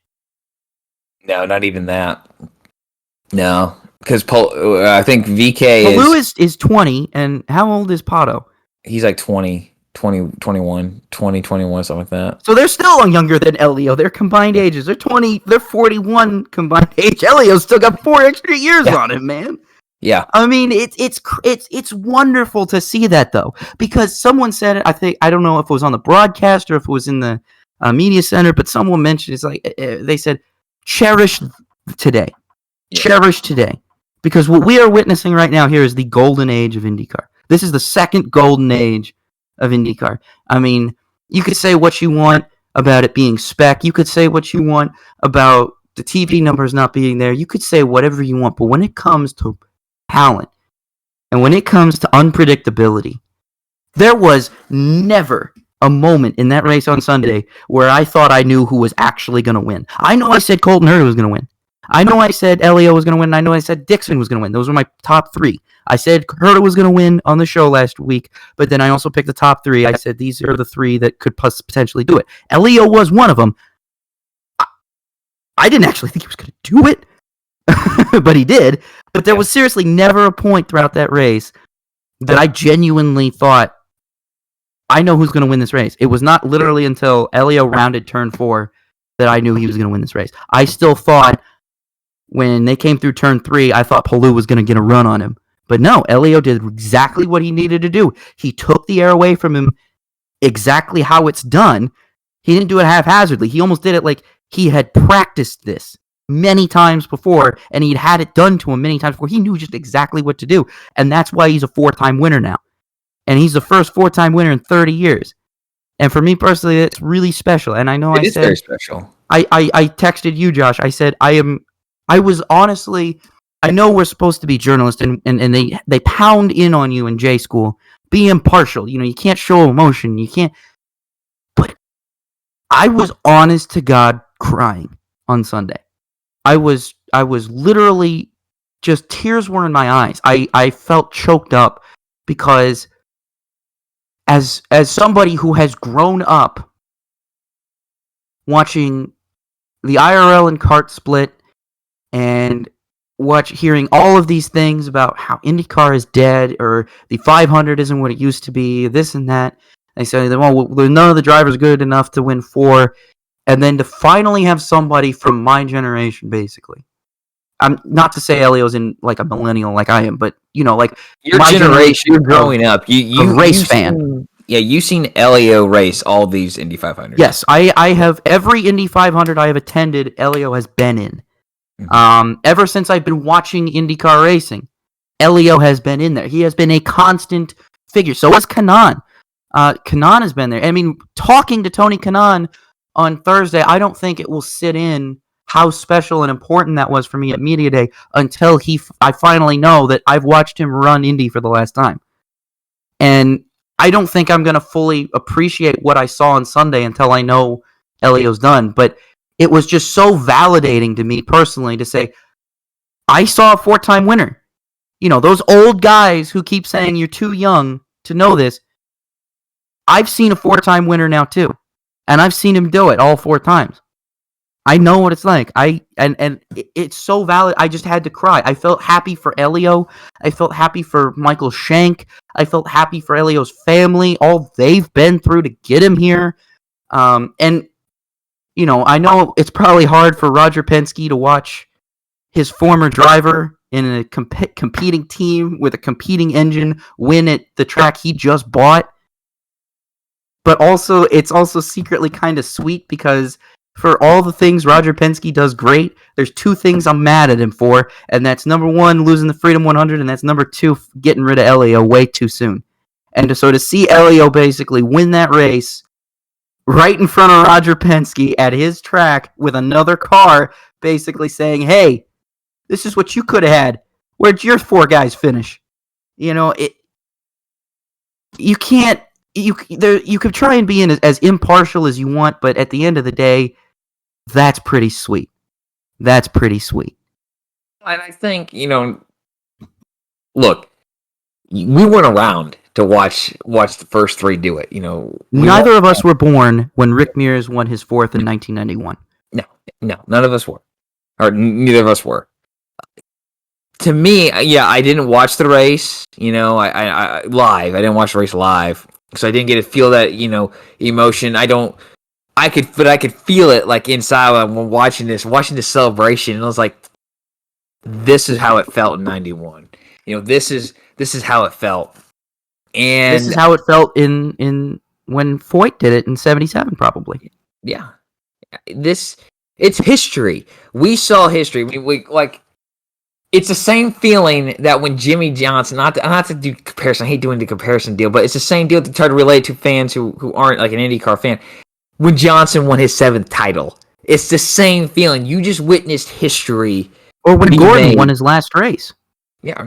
That Who was not crying at Martinsville in 2015? Well, I wasn't crying, but I'm not a crier myself. But I felt the emotion. I was like, this is amazing. I can feel it. I can feel the butterflies in your heart's wanting to jump out of your chest. Your stomach, even though you aren't scared, you're happy. It just drops, and you feel like it's empty, and there's a rock. Yet there's a rock inside. That's how I felt even watching the replay and watching the fans' reaction. That's what made it super special. You thought the fans got loud when Connor Daly took the lead. First off, they did. They erupted. And they were really loud. God. I could hear the whole. When you're sitting in that media center, you might think like it's kind of airtight and all you can hear is the engines. No, man, you can hear the crowd too, and it's great when you can hear them. And then Helio, he takes the lead with 2 to go. The crowd erupts again, and then he's out there. He's like, "Yeah, we just won it." He would have ran a whole lap if IndyCar would have let him. Right? You saw him. I don't know, when you watch the end, you see him on the last lap, right when with 2 to go, and then on the last lap, you just see the camera go by, and it's trying to focus on Helio, but it's also a wide enough shot that it can get the crowd in there.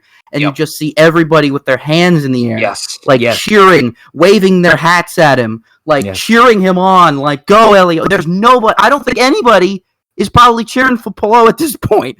No one in that, people were like, caution, we need a caution. No, they would love it. It obviously is great that it ended under green. But yeah, it's special.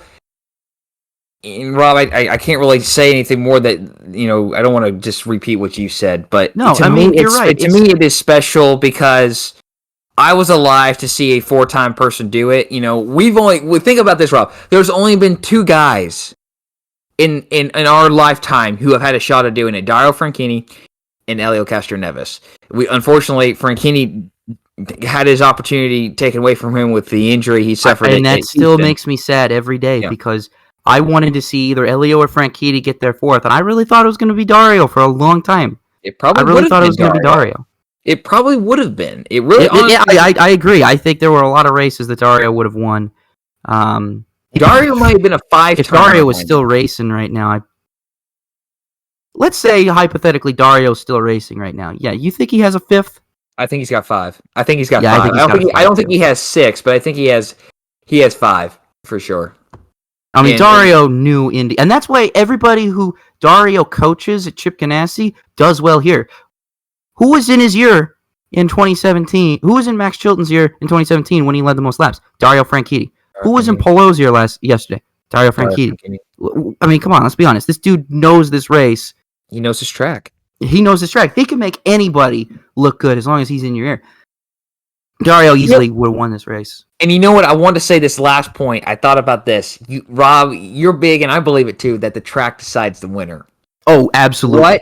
What a way to say welcome back, fans, than arguably the most popular driver in the last 2 decades, okay, goes out and wins in front of 135,000 people. I mean, not a full crowd, but it darn sure looked full. And everybody live in Indianapolis could watch it too without a blackout. So they even got to experience it. Even the people who couldn't be there got to experience it.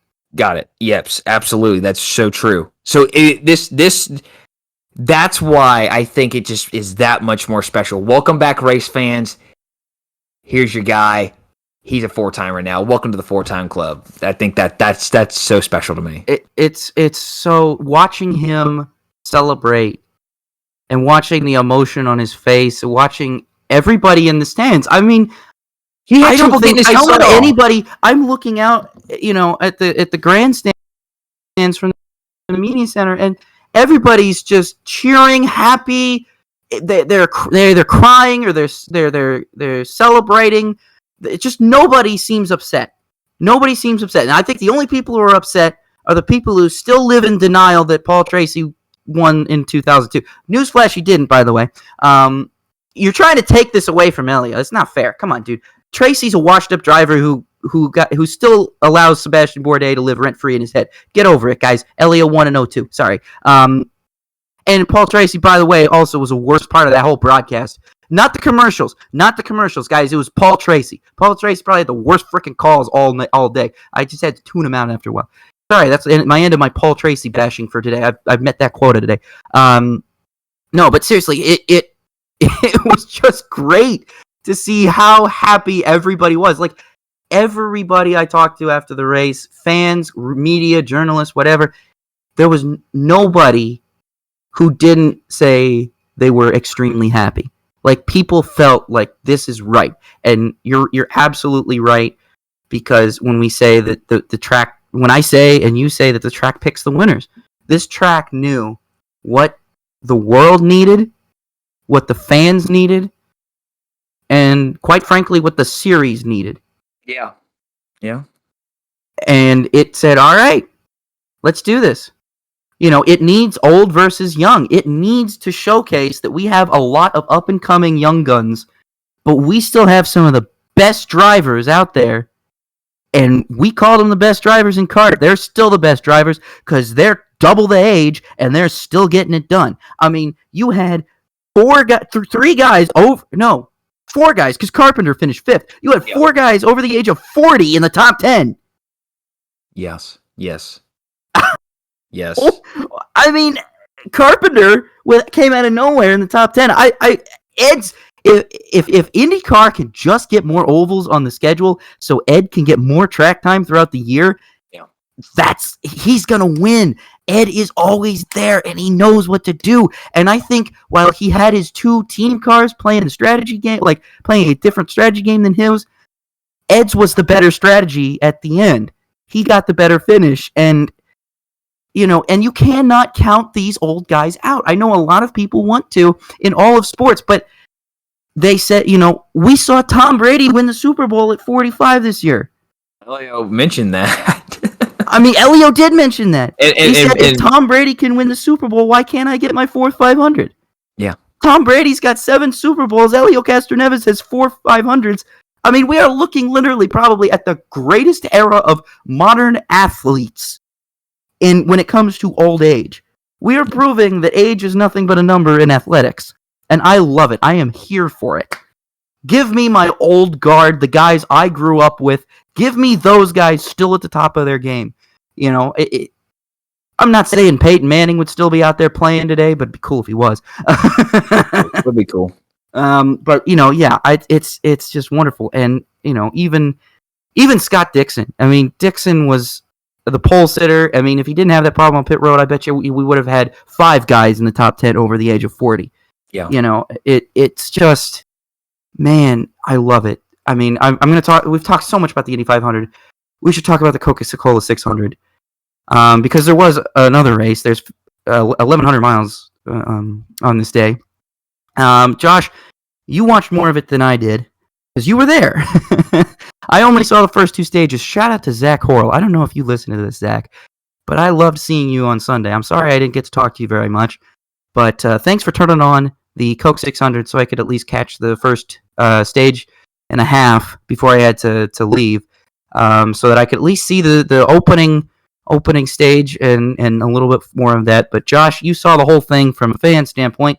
What did you think about that race? You know, I'm going to talk. I thought about what would I talk about here, and I want to talk about the package because, I believe it or not, I don't think that. Again, this is the first time I've been to a race with this package at a track like where it's, you know, a mile and a half. I've seen it at Indianapolis. Again, we obviously know it's not the right package for Indianapolis, but here at Charlotte, I actually don't think TV does it justice.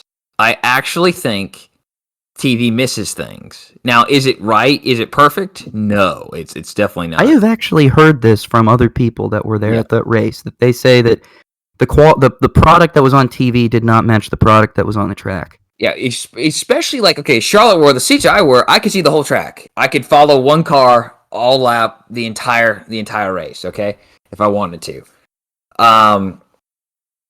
Obviously, the cream's going to rise to the top. The cream was Hendrick Motorsports, okay? Kyle Larson had the best car out there.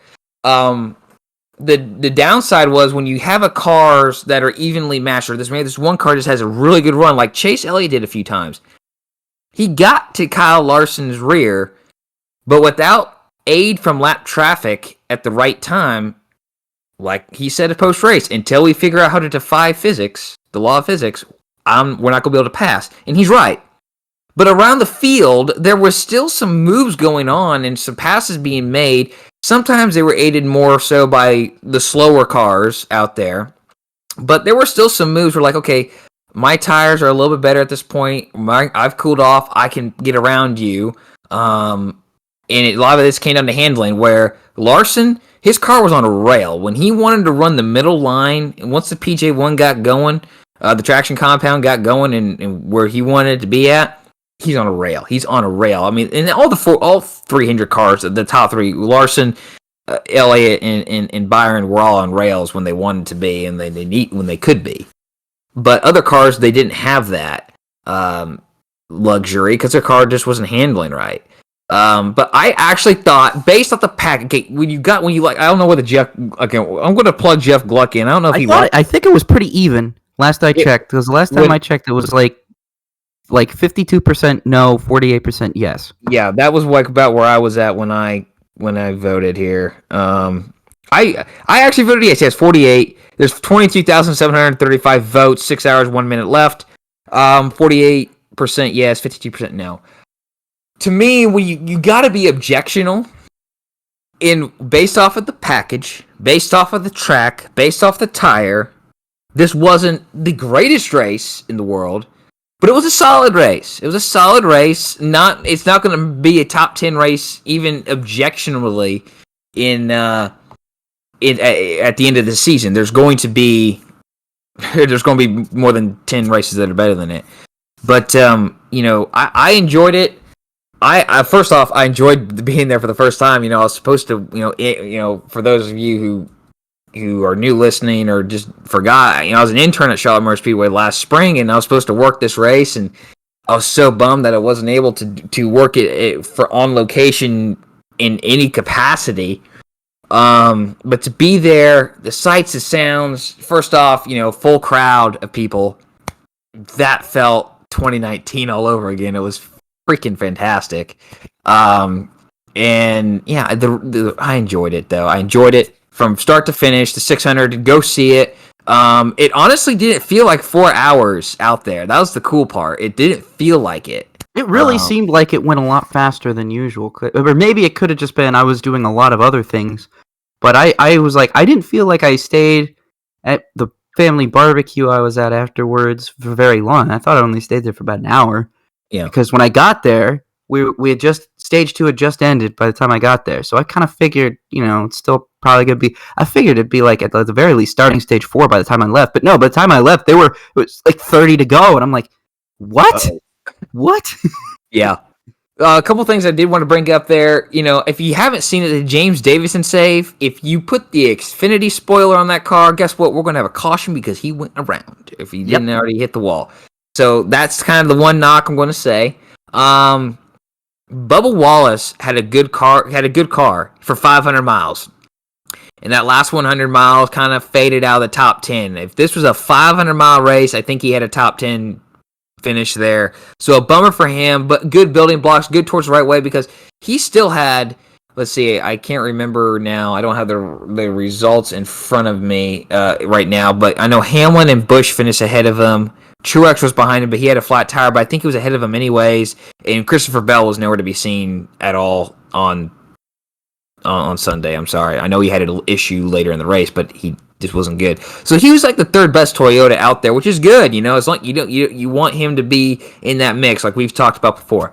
Suarez and the RCR cars. Suarez was going to have a top 10 today, another top 10 if it wasn't for that flat tire earlier. But he rebounded to 15th. He had a fast car. I was paying attention to where he was at in the RCR cars, and they were like.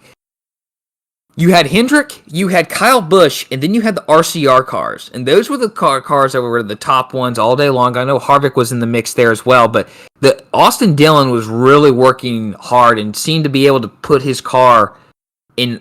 The car liked to have not dirty air, but that air on his nose, whereas, instead of tucking in behind him and taking a draft, car seemed to like that. I know saw Daniel Suarez up front. When I was still at IMS watching the early stage. Yeah. So it looked like he was fast to begin with. I just heard he had a problem. He had a flat tire. He had a flat tire, okay. So I saw him wiggle. He wiggled into turns 1 and 2, and I was sitting in turn 1, and I'm like, oh, crap. Oh, it was heartbreaking. I knew right then what was going on, and he limped it back to pit road. But he still looked fast even after that, because when I heard that, and I think he went a lap down or either 1 or 2 laps down. He might have gone 2 laps down. And he still managed to rebound. Yeah. What it happened in the first stage. It happened in the first stage, so that's 15th. Okay, yeah. So that's not a bad rebound. No. After going 2 laps down, I mean it's tough. I mean it's tough to get your lap back. Scott Dixon went a lap down, and he couldn't even come back the whole 500 to finish 17th, especially when he can't pass. That's not bad. I gotta give Suarez creds on that one. That's pretty good. That's signs of a fast car. It shows the strength of what the RCR cars are doing this year. Because this isn't just a 600 deal. The RCR cars have been strong all year long. Maybe not every race like Hendrick has been, but they're getting better. And those 3 cars are working really, really well together. It's only going to get more exciting next year. Obviously, it's going to be a new car, and you hope that momentum can continue on, but it's only going to get more exciting when you throw that Colleague car in there, which is going to have an RCR alliance as well. And then obviously, those Colleague cars already look pretty strong from the handful of Cup starts they've already made. Allmendinger was in the top 10 most of the day in COTA. When they're at a super speedway or they're at a road course, I'm not counting out those Colleague cars at all. Not at all. So that was fun to watch. I mean, I thought at COTA, and I'm sorry to take that away, but I thought at COTA, it's like, dude, what if a one-off car like Cindric or Allmendinger goes out and wins this thing? I mean, it's possible. I mean, so it's really kind of neat to see some of these one-off rides in NASCAR coming out and actually put cars together that can win if they have luck. Yes, absolutely. Before we kind of get down to the end here with the winner and Hendrick and stuff, but I just want to say again, I enjoyed it thoroughly. We both shared knocks earlier. And I want to share the one knock here. There's actually two knocks. One, I'm disappointed there was no hard ticket. That kind of stinks. I'm a big believer, and I will pay a premium. And I know I'm not the only person out there. I'm not going to say the percentage is like 75% people going to pay a premium for a hard ticket, but if the ticket costs $5 to print, I'll pay $15 to get that hard copy ticket. That might sound asinine to people, but I will pay a hard copy ticket. Was there a hard copy for the 500 this year for people? Oh, yeah. Okay, good. Thank you. Yeah. My fiance Robin has one. I'm pretty sure. Okay. I want her to maybe add it to the ticket shrine if she can. But that's good. That's great. Because I have I don't have it here, but like at home, I have all my tickets hanging on this one little hat rack. And we were going through, me and my friend Brian, who I went with, who was an intern there at Charlotte. We were going through this tent, the tent vendors, and he's like, "Those are obsolete now." And there was a bunch of lanyards with the ticket, plastic holder. And the other thing I was disappointed about, and I don't know why this would be other than a cost-saving maneuver. And again, I'm not going to give it too big of a knock because unfortunately, this may also be the future, and it's very sad. No hard program. They didn't even have a program for you? They didn't print a program. I went up to come on, 500 at least had a program. Yeah, you can't tell me they didn't print a program for the 600. They did not print. It's one of NASCAR's crown jewel races, and you don't have a program for that? I went up to the first. I said, he said, you want to try and get a.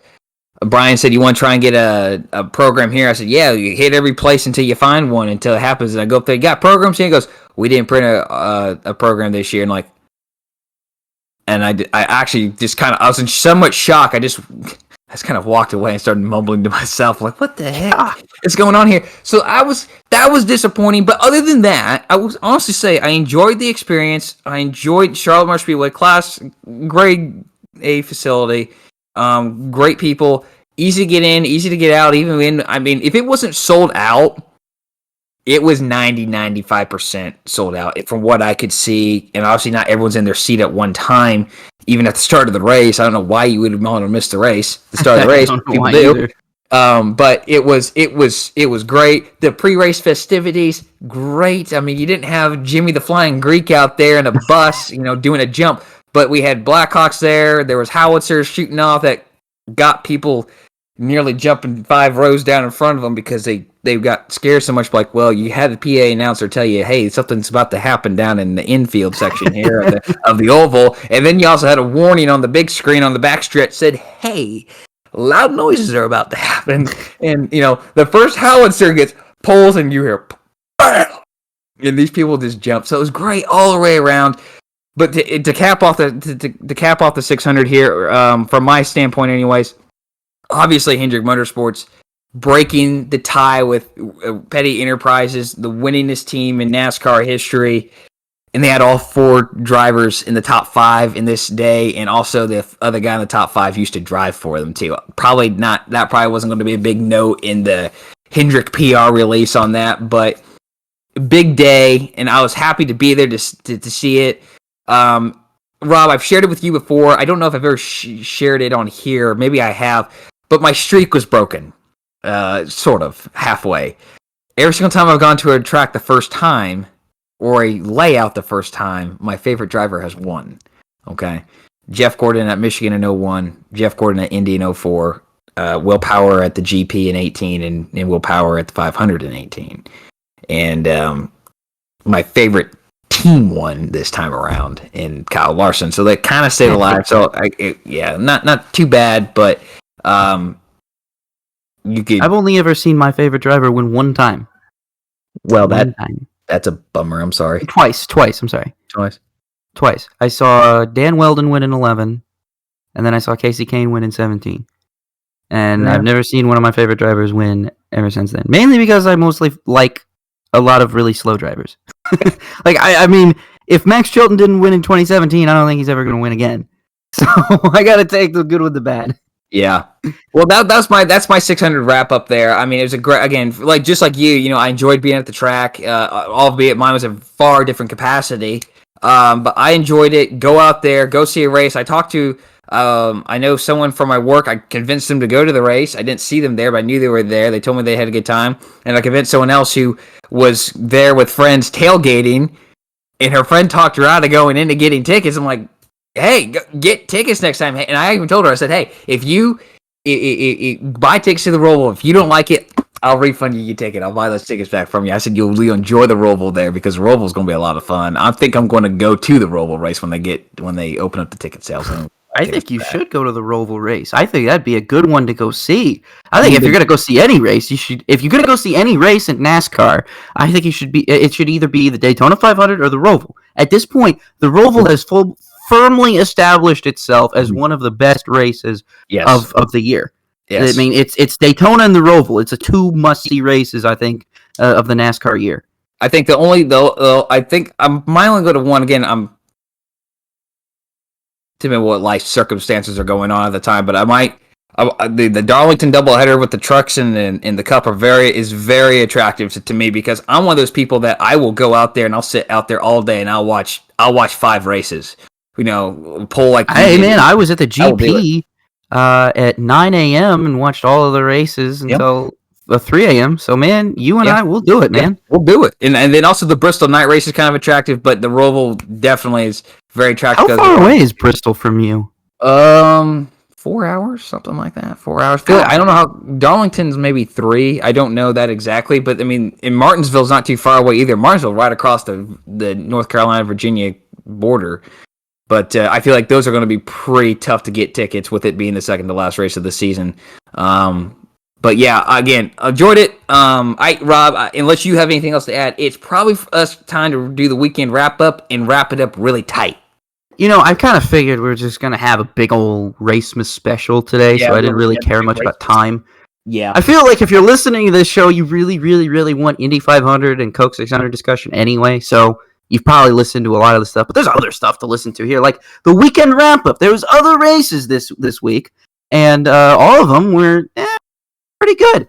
So one of the first races that we saw this weekend was the ARCA Menard Series. They had their race at Charlotte. Ty Gibbs won that race after winning the Xfinity Series race earlier that day. So Ty Gibbs swept the day on Saturday, which was really crazy. And then later on Saturday night, you had the Little 500 at Anderson Speedway, which was broadcast on MAV TV Plus, which is not the regular MAV TV like you're used to seeing that we already pay a premium to get anyway. No, now you have to pay for a whole other streaming service to see the Little 500 for some reason. And you weren't allowed actually to buy the monthly pass of MAV TV Plus to watch the Little 500. In fact, no, you had to buy the yearly pass. Like they blocked it out, so you had to pay full $99 just to watch this one race. If you want, and there's and I checked the schedule of the other yearly subscription exclusive races, and none of them are as high in terms of what's the word I'm looking for? Just overall prestige as the Little 500 is. Like all of them are just like Lucas Oil dirt races. It's like I'll watch this on a rerun on your linear channel later, but I don't know, whatever. But anyway, but it didn't really matter because if you did a little searching around for a stream of the race, you found out pretty quickly that they forgot to paywall it entirely, and you didn't even have to pay at all. You could just watch it for free. So I don't know why the MAV TV. So I literally pull up the MAV TV Plus stream on my phone, casted it to my TV, and did not pay a dime for it, and I watched all 500 laps. I mean, can you believe that? I'm serious. I'm dead serious. I didn't pay a dime for this thing, and I watched all 500 laps. Someone screwed up down there at Lucas Oil, down at Lucas Oil Racing or whatever Productions. Got some explaining to do. They have some very big explaining to do because I didn't pay a dime for that race, and I watched it free and legally. But the winner of that race was Tyler Rohrig. So he won He won that race. It was really, really fun race overall. Didn't have a lot of cars finish on the lead lap, but don't need many. Ken Schrader didn't have that good of a race. Huh? What happened to Ken Schrader? Didn't he finish second to last? He had a problem right when the race started. Oh, that's depressing. Yeah, he had an issue basically when the race started, and he came in to work on it, but he went several laps down, and he just was out of it at that point. So, but then, hey, we had some Formula Regional European Championship by Alpine action this weekend. So if you were up early enough wanting for the 500, let's say, and you were wanting to maybe watch some European road racing, open wheel, single seater stuff like you would normally at Monaco, you could have watched this on Saturday morning and Sunday morning. Race 1 they were both at Paul Ricard. I think it was a companion race for a sports car race, I think. But Hadrian David won race 1. Race 2 was won by, I think, one of the greatest names we have next to Stingray Rob is Gregoire Saucy.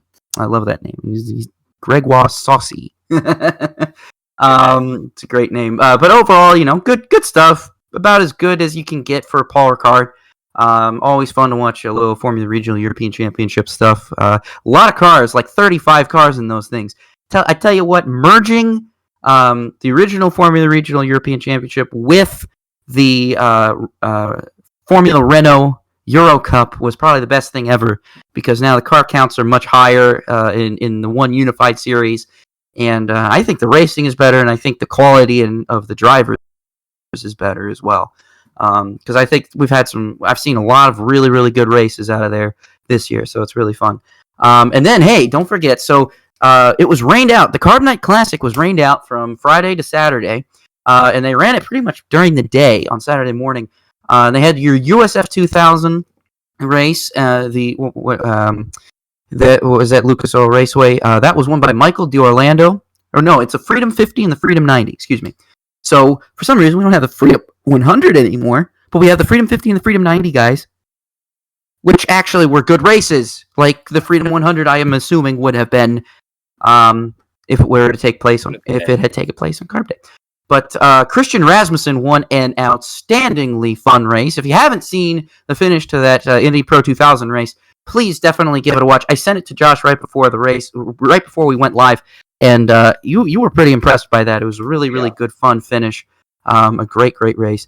And Cody Swanson was the winner of the actual Carb Night Classic at Lucas Oil Raceway. He was actually trying to go 3 for 3 on Saturday. He had won the 2 USAC Silver Crown and Midget races earlier that day at the Carb Night Classic. And then he was also going to run the Little 500. Now, he came close. I think he finished in the top 5 or something. He led a little bit, but he just didn't. He did not have the car when he needed it to. But 2 for 3 is not bad for Cody Swanson. You know how good he is, especially on really anything he gets behind, as long as it's a sprint car. Outstanding performance, Josh. Who you got? I intentionally left this out. I'm giving it to Kyle Larson. I know that might be really easy in a dumb choice to pick, but he had to earn this. He didn't Martin Truex the field like Martin Truex did in 2016. He might have at the end, won by 12 seconds, but that wasn't the case for most of the race. He did have to battle on the restarts very hard, often with his teammates, and there at the beginning of stage 4, Kyle Busch, because just the way the package works, that I think if Kyle Busch got out front, I don't think he yards the field, but Kyle Larson is going to have to probably beat him on pit road. But he stayed out front, stayed in control. He kept the car right where he needed to be. When Chase got on his bumper a few times earlier in the race, he did his job, and he earned it. He earned the 600. Yes, he led 320 or whatever, 50-some laps, whatever it was. But he earned this race. He earned this win, and it was impressive to watch. And to me, it is an outstanding performance worth choosing. So that's mine. And for me, my outstanding performance has to go to the guy that I just praised earlier, and that's Helio Castroneves. I mean, to be honest with you, you're looking at somebody who has 21 years of experience racing the Indianapolis 500. He won the thing prior to Sunday 3 times. He's now won it 4. How did he win his 4th 500?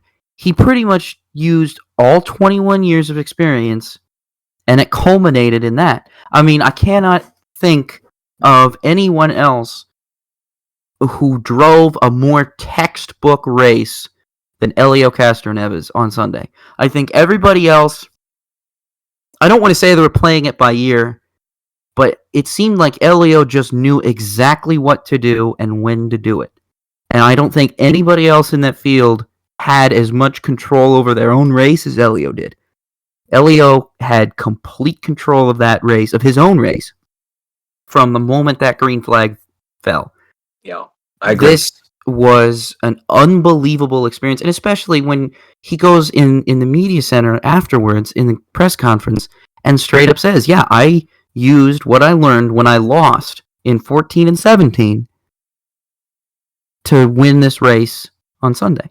And he did exactly that. I have never seen a more textbook example of somebody being a perfect driver than since, I mean, Helio drove as perfect of a race probably as Lewis Hamilton would drive in F1.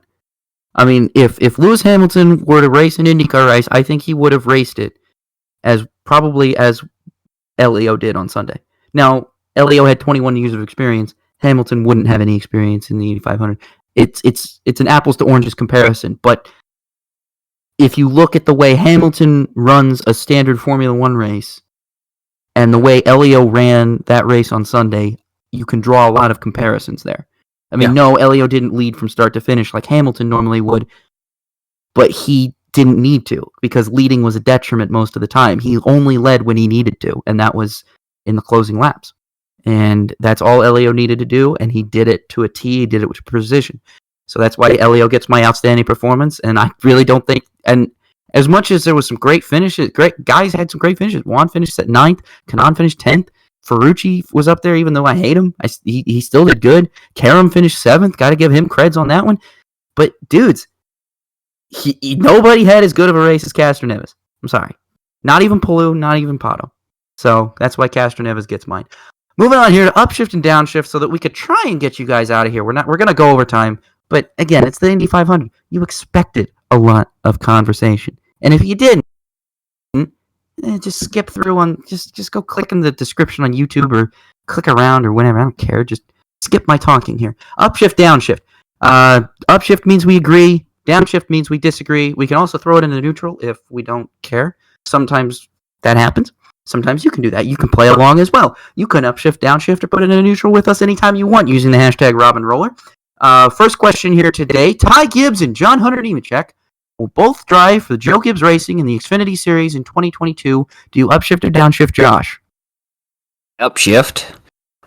With one little sort of caveat. I could see if John Hunter Nemechek likes the folks at Sam Hunt Racing.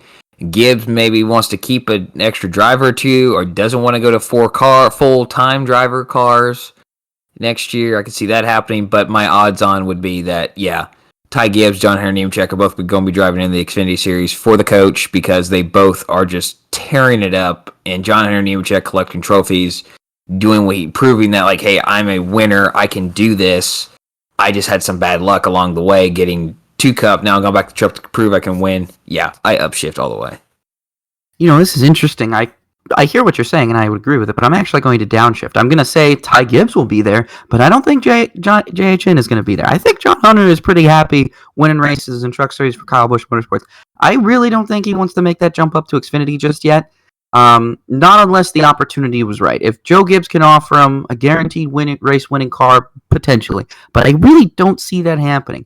I feel like Ty Gibbs, if anything, would probably replace Hendrick, because if Hendrick doesn't get a win this year, I'm sorry, buddy, but it's probably over. It's probably over for him. If he can't win in Joe Gibbs' equipment, he can't win in Junior Motorsports equipment, he can't win in RCR equipment, what can he win in, dude?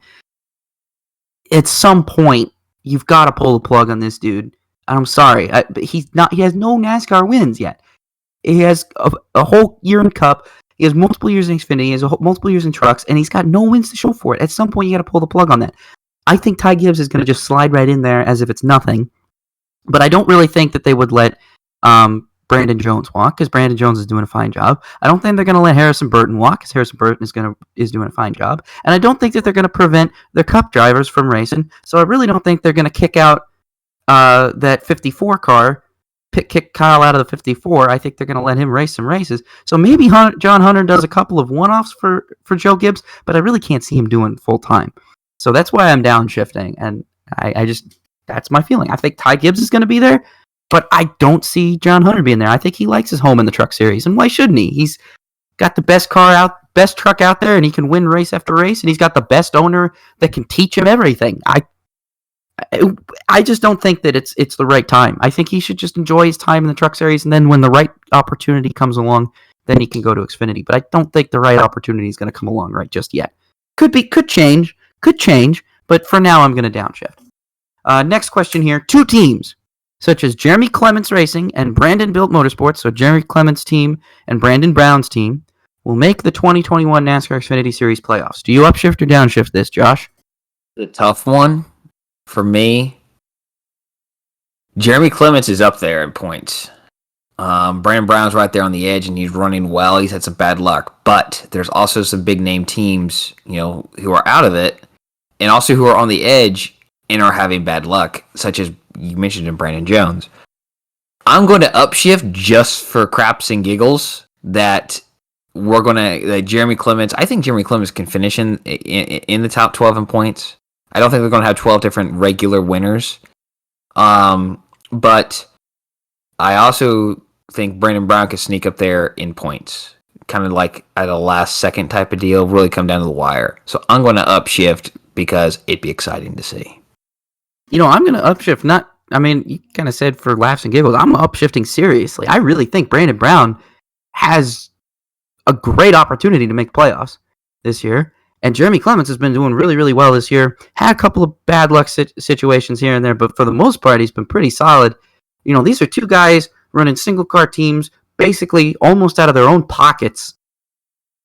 And I thought Ryan Sieg did a great job on Saturday until he spun. These are great. These are great single car teams and stuff that are doing really well. I know I'm throwing in Sieg in there just because he's another single car team that I think about when I think of having success in the Xfinity Series with relatively low budget. Yeah. But no, really, I'm actually serious. I think that they could do it.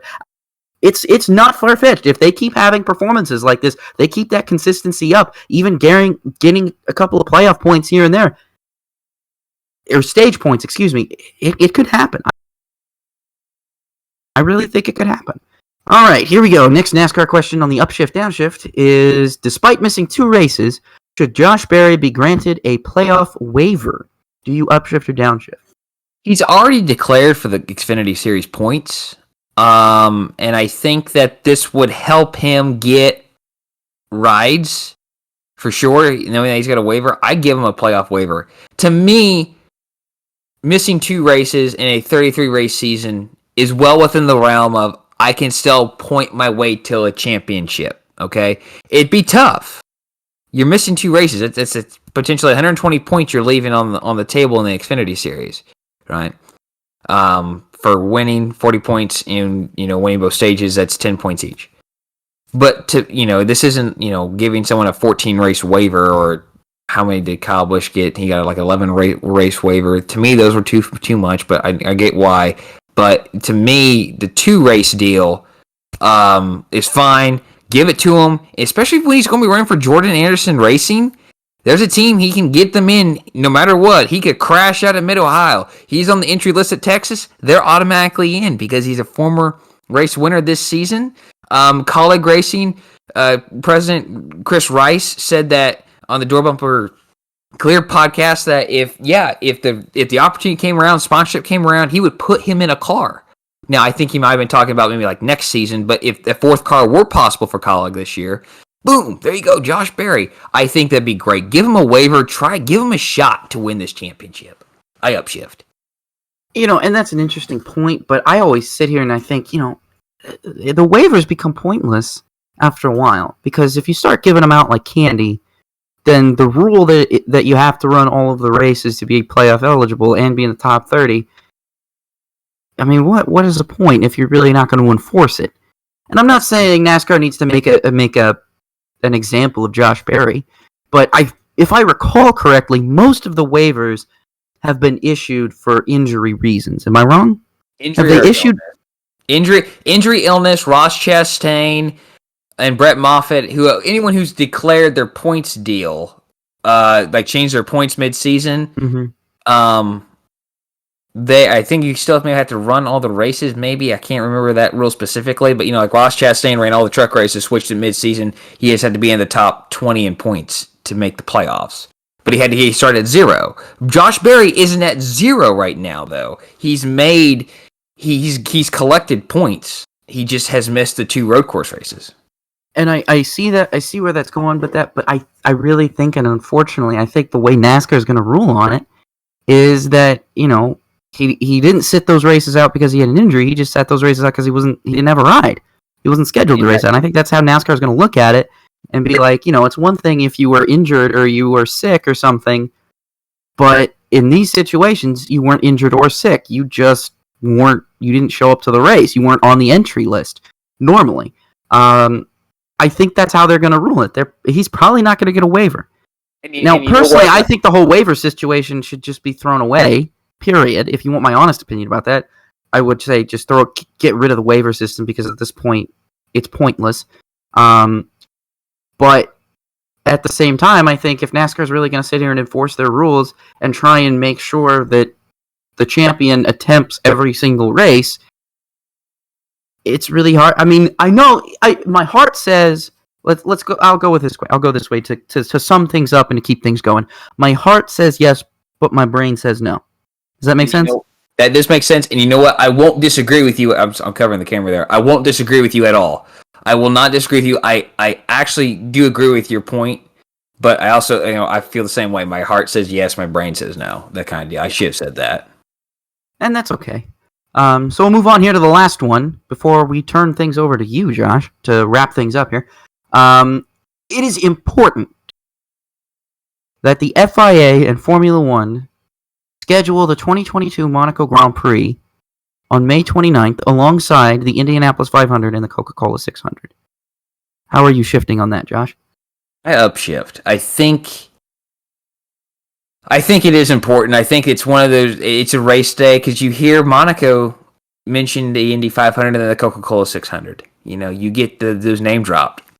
We didn't get that name drop with Monaco this year at all. I don't think they mentioned the Indy 500 or Coca-Cola 600 at all this year, and that's disappointing. But also, I think it is the Super Bowl of race days for race fans. That's why I call it Racemas. You wake up, again, this is East Coast time here in the United States, but you wake up at 7 o'clock, 7 a.m., you turn on Monaco. That race is going to end approximately at 11 o'clock, okay? You then switch your television. It's probably going to take an hour and a half. It's probably going to end by 8:30. Well, let's say at the latest 11 o'clock. Let's say at latest at 11 o'clock is your 4-hour, 2-hour window or whatever it is. Pre-race is already on at 9. So by the time Monaco's off air, you can turn it over to Indy 500 pre-race, basically. Yes. So once it's done, did I say 11? Whatever time I did this year's time. Yeah, you said 11, because the Indy 500 will usually go green, like if not at 11, but like at 12. At 12:45 was green flag time, which is great green flag time, by the way. This year. Usually Monaco will end right as Indy 500 pre-race is coming on the air. So you can pretty much just change the channel and leave that on. Yeah, that's what I meant to say. So you turn on Monaco at 7 a.m. That race is going to be over between 8:30 and 9 a.m. East Coast time. You switch your channel over to Indy 500. You got this big celebration, big pre-race show. Boom, race goes green at probably still going to be 12:45. That's going to be over in no more than 3 hours. You switch your TV channel. Actually have a little bit of time there. You got a little bit of break. Okay, go get dinner quick, and then you're going to switch your channel over to the Coca-Cola. Not really, actually. This year, I'm sorry, I didn't mean to interrupt you again, but this year actually was pretty interesting. Indy 500 post-race coverage went off the air basically the moment that FS1 race day went off the air and the Fox race came on. So again, it actually flowed pretty well. Flowed very, very well. And again, I'm one of those people. I'd rather have more post-race than pre-race, but it is the 600. But again, this is a whole day. No. I'm saying race day went off. FS1's race day went off the air at the same time that IMS's post-race coverage went off the air. So you didn't have much pre-race that you were watching, at least. If you went from Indy to NASCAR, then you didn't have much NASCAR pre-race if you were watching IndyCar post-race. Yeah, there's an hour of it on FS1, and then it went to Fox at 5:30. But anyways, it's a whole day, and it's where the motorsport community comes together. It's the one time that you're going to have NASCAR and really IndyCar name dropped in F1, and I think that's important to hear that on Sky Sports and whoever is broadcasting it over here in the States to hear that. And again, it's for this, and this selfishly for race fans, it's that day we all come together. We're watching three of the biggest races in the world all in one day. There's not another day like this. I upshift. They need to go back to it. Josh, I know that's how you feel about it. My only thing here is, I wondered about this. I'm going to upshift first and foremost, but I'm going to make an exception, and I'm going to say if Formula One is going to promote the idea that more of their drivers should take place in the Indy 500, to take part in the Indy 500. Like, if you're going to try and promote that. Like, I read a story that Lando Norris wants to do the 500s at some point. Well, okay. Well, if McLaren comes up with a ride for Lando Norris next year, then I'm not going to have a problem with Monaco being the weekend before Indy. You know what I mean? It's going to be different. I mean, Lando is going to have to hope and pray that he doesn't get bumped, and has to qualify in bump day the same time Monaco takes place. That's going to be a bit difficult. But if that's what their idea is, if they're going to move it to the week ahead to to literally entice their drivers, the F1 drivers, to run the 500 like Alonso did, then that's fine. Then go ahead and leave it the week before. But if you're not going to do that and you're just moving it for the sake of moving it, there's no reason. I mean, give people what they want. Kind of work together with the big three basically in motor racing right now: IndyCar, NASCAR, Formula One. I'm sure people would throw WEC, supercars, IMSA, whatever in there, but I think of the big three as F1, IndyCar, NASCAR, because they were that way basically in the 90s, and they have been that way ever since. Even before then. Before then, I think kart was bigger in the 80s, not as big as NASCAR, but NASCAR was really big over here, kart was really big over here and worldwide, and then F1 was big worldwide. But I sit there and I think to that, this should be a time for all race fans. Memorial Day weekend should literally be a time for all race fans to be able to just sit and enjoy what we love.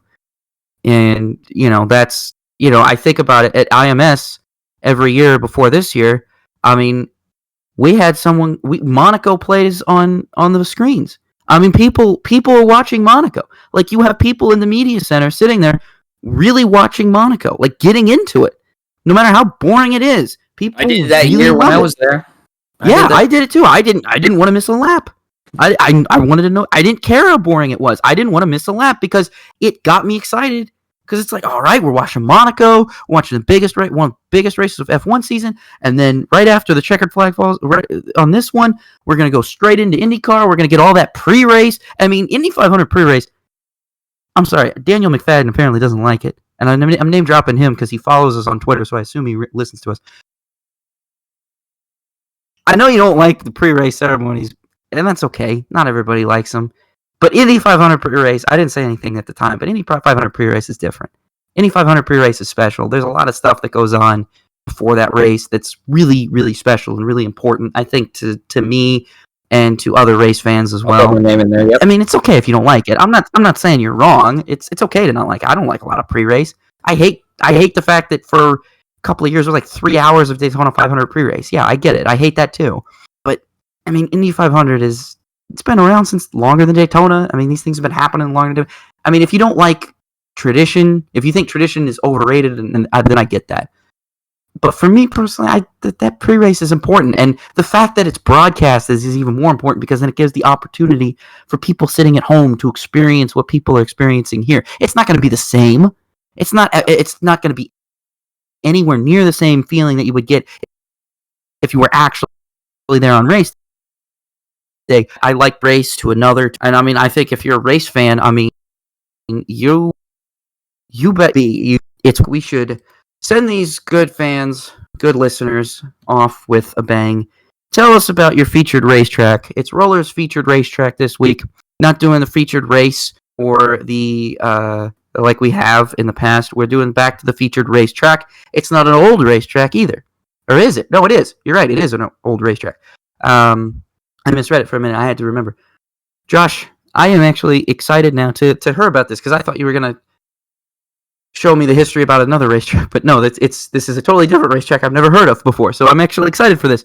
Go ahead and tell us all about this featured racetrack. Well, it's sort of a quasi featured racetrack, featured race. You'll understand in a second. So if it weren't for it being Memorial Day weekend, the Coca-Cola 600 will be an excellent candidate for NASCAR's Throwback Weekend. It's a crown jewel race, and it's the hometown race for the majority of NASCAR teams. I'm going to throw it back a little bit here, quite literally to the beginning, to the track that hosted the very first NASCAR strictly stock race on Sunday, June 19th, 1949, Charlotte Speedway. If you ever find yourself traveling along I-85 in Charlotte, you are passing the Charlotte-Douglas Airport's north side, and when you get to exit 32, you arrived at Charlotte Speedway, where it once stood. To be more precise, the track is located on the southwest side of the I-85 Little Rock Road interchange. And the businesses there that stand there now are a truck service center, hotel, and Penske truck rental that occupy the land where this track once stood. So let's throw it back now a little further. 3/4 mile dirt track is what it was. It was an oval. The history of American Speedways past and present said it opened on the 4-year anniversary of D-Day on June 6, 1948. Fast forward just over a year, and the inaugural race on what would eventually become the NASCAR Cup Series was run. Bill France promoted the race, and Bob Flock in a 46 Hudson claimed the pole with a speed of 67.958 miles per hour. Now, here are the manufacturers that were represented in that race across 33 racers: Buick, Cadillac, Chrysler, Ford, Hudson, Kaiser, Lincoln, Mercury, Oldsmobile. A couple of those are still mostly American brands. Those are all American brands. They're all American brands. Okay, I Yeah. figured because I didn't. There was a few of them in there that I didn't really recognize. But yeah, all of those were like, oh wow, that's all American brands, dude, bro. Yep, all of them were. 13,000 fans were in attendance and watched Glenn Dunaway cross the finish line first in a 46 Ford. But upon inspection after the race, NASCAR found illegal springs on the former Moonshine car. Therefore, Jim Roper was declared the winner in a 49 Lincoln and is listed as completing only 197 of 200 laps, yet he is the winner. Fonnie Flock and Red Byron finished second and third. Future champions included in this first NASCAR race were Red Byron, who was the inaugural champion in 1949. He finished third. 1952 and 55 champion Tim Flock was fifth. The 56-57 champion was Buck Baker. He was in 11th. The 54, 58, and 59 champion Lee Petty. He was 17th. And the 51 and 53 champion Herb Thomas was 29th. A woman was involved. The very first NASCAR Cup Series race, Sarah Christensen started 13th and finished 14th with an unrecorded amount of laps completed. But she did not finish the race due to overheating. I mentioned Cadillac earlier, and that marquee probably doesn't ring NASCAR in your head. But the sole driver in a Cadillac in this inaugural race was Frank Mundy, who would eventually become a 3-time winner in the Cup Series, but none were with Cadillac. He finished 30th in a 49 Cadillac with a right front spindle failure. So I thought that was cool. Cadillac was in their race. I've always loved seeing the Cadillac renderings on social media and on the internet of a NASCAR car. I'm like, oh, those are darn cool. I digress there. The race with current model automobiles was such a success that Bill France quickly put together more races, and the next one would take place on the Daytona Beach and Road Course on July 10th, and NASCAR just took off from there. Had a few races that first year, a couple in the teens, and then we got up to the 50s, and now we got where we are today. Charlotte Speedway would continue to host racing, including 11 more NASCAR Cup Series races and 3 NASCAR Convertible Series events. I'll go over a couple things here that happened. It was during the July 23rd, 1950 race weekend at Charlotte Speedway that Lee Petty had all 809 of his points removed as he had competed in a non-NASCAR sanctioned event during a 3-week break prior to that. So, boom. Remember, you had to remember there was a lot of rivalries. They did not want cross. You were a NASCAR licensed driver. You don't drive for anything else. You were a USAC licensed driver. You don't drive in NASCAR. That's how it was back then. They were kind of mean. I'm glad this isn't the case still today. Dick Passwater made 20 career. What is his name? I know. Honestly, you're reading it right. Yeah, Dick Passwater made 20 career starts in the NASCAR Cup Series and led only 3 laps. Those 3 laps were the final 3 laps of the April 5th, 1953 race at Charlotte Speedway. 5 different drivers led the final 25 laps of that race. Now, Tim Flock led lap 122 to 126. He finished 4th. Dick Rathman led from 127 to 130. He finished 13th with a wheel failure. Herb Thomas led 131 to 134. He finished 12th with a clutch failure. Pop McGinnis, which is one of my top favorite names for a race car driver, Pop McGinnis. All right, so let's get this straight here. You have name dropped in the past 30 seconds Dick Passwater and Pop McGinnis. Yep. I just want to say, first of all, Dick Passwater over here, he might have just taken the reins away from Dick Trickle as having the funniest name in NASCAR.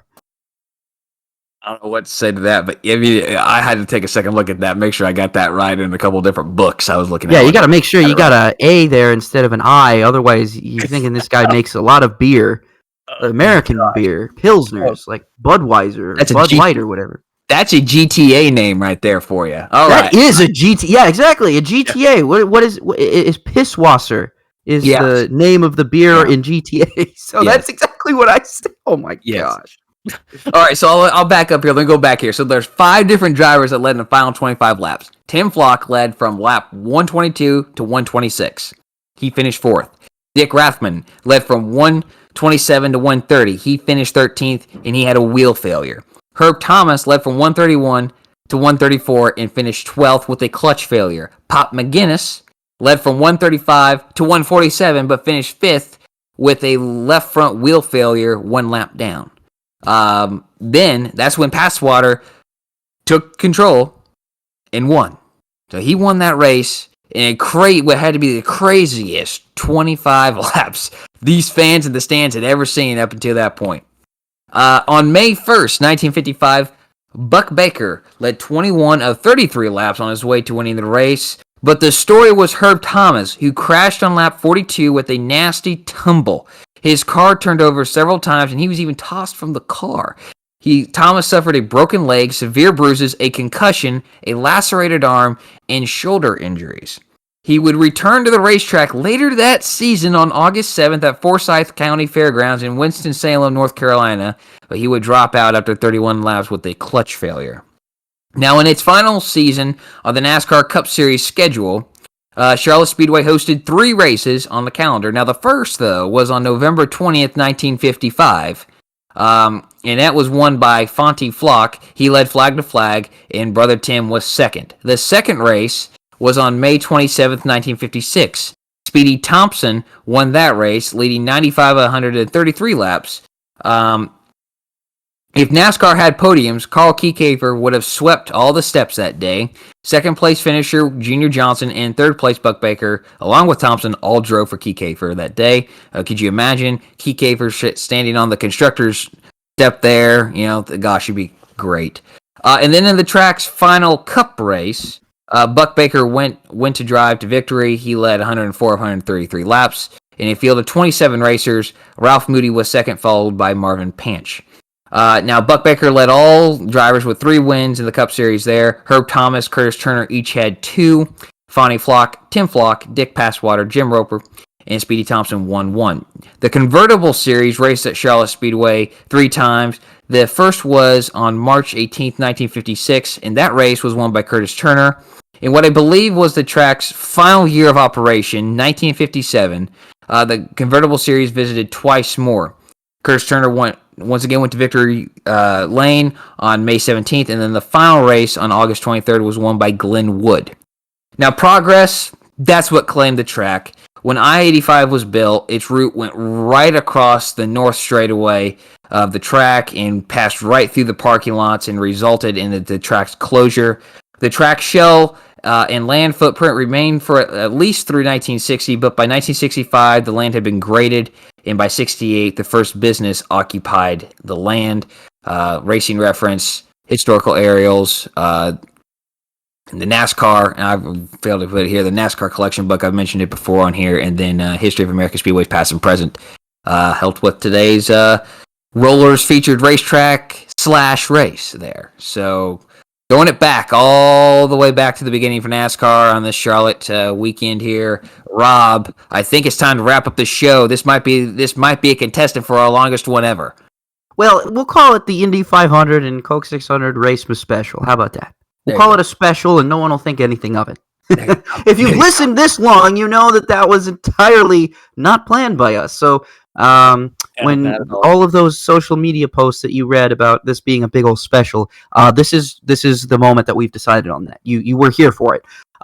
That's it for this episode. Let's take a look here at what's in the windshield, looking ahead to next week, or this weekend, excuse me, this weekend's racing schedule and calendar. Formula One will be in Azerbaijan, and the Baku City circuit for the Azerbaijan Grand Prix on Sunday, June 6th. And hey, Formula 2 is back. They will have their 100th race, actually, as under the Formula 2 banner. They've been racing under the Formula 2 banner since 2017. Prior to that, they were known as GP2, and prior to that, Formula 3000. Although it was different, it's different, but you know what I mean. So they have sprint races on Saturday, and the feature will be on Sunday. IndyCar has the weekend off, but unfortunately, they go to Detroit next week, so everybody get your naps in on those days. IMSA will be there, so that'll at least be a good race. It'll be fun to watch IMSA there, but IndyCar will be boring. Hey, Penske, you got a better track down the road there in where's Michigan located at? Brooklyn, Michigan. Brooklyn, yeah, that's where it is. In Brooklyn, Michigan. You should go there instead. It'd be a better race, I guarantee you. Wouldn't put half your audience that just watched that great Indy 500 to sleep, like I'm guaranteeing you this one will. And then the NASCAR Camping World Truck Series. NASCAR Camping World Truck Series, not Suck Series. Sorry, that's a Freudian slip for the ages. You can tell. Hey man, we're only like two and a half hours, dude. Give me a break. They have the weekend off. Mid Ohio is the host for this weekend's ARCA Menard Series race on June 4th and the NASCAR Xfinity Series on June 5th. So it's a road racing it's big old road racing weekend for NASCAR. And then Sonoma Raceway will be home to the ARCA Menard Series West on June 5th and NASCAR Cup Series on June 6th. So that's actually going to be a lot of fun. I'm really looking forward to that NASCAR weekend. But hey, you can never count out Baku for putting on a good show. That Baku City Circuit is I call it the Monaco Super Speedway. It's tight, but darn it if it's fast, and you can pass on there too. That helps. Yeah, and these are all three circuits that were not on calendars last year that were dropped because of COVID-19. Good to see them back. Yeah, I think I saw the Baku City Street promoter put out a tweet that just said, "We're back." You know, like I mean, dude, this is one of the best street circuits in F1 right now. I'm sorry. Might be the best. It is the best. It's better than Singapore. It's better than Monaco. Singapore. Singapore's a garbage track. They should still be going to the Malaysian circuit, the Kuala Lumpur. That's where they should be going. Sepang. Yeah. They shouldn't be. They should just ignore Singapore and just go back to Sepang. But that's just me. But that's it. That's it for this week's show. Thank you again so much for listening. We really appreciate it. Don't forget to follow us on Twitter, like I said earlier, at RPEETERS33, at roller_01, ROLLER_01, and at Robin Roller, ROBANDROLLER. Twitter, Facebook, Instagram, YouTube, we're all there. Follow us anytime you want. Thank you again so much for listening, everybody. We hope you enjoyed your Racemas. We hope you enjoyed the show. And we're really thankful that you guys tuned in for us this week. We'll see you again next week with all that discussion that we had, and it'll be a lot shorter show, probably. I guarantee you that. So for Josh Roller, my name is Rob Peters. This has been the Racing with Rob and Roller podcast. Have a great week, everybody, and we'll see you guys next week.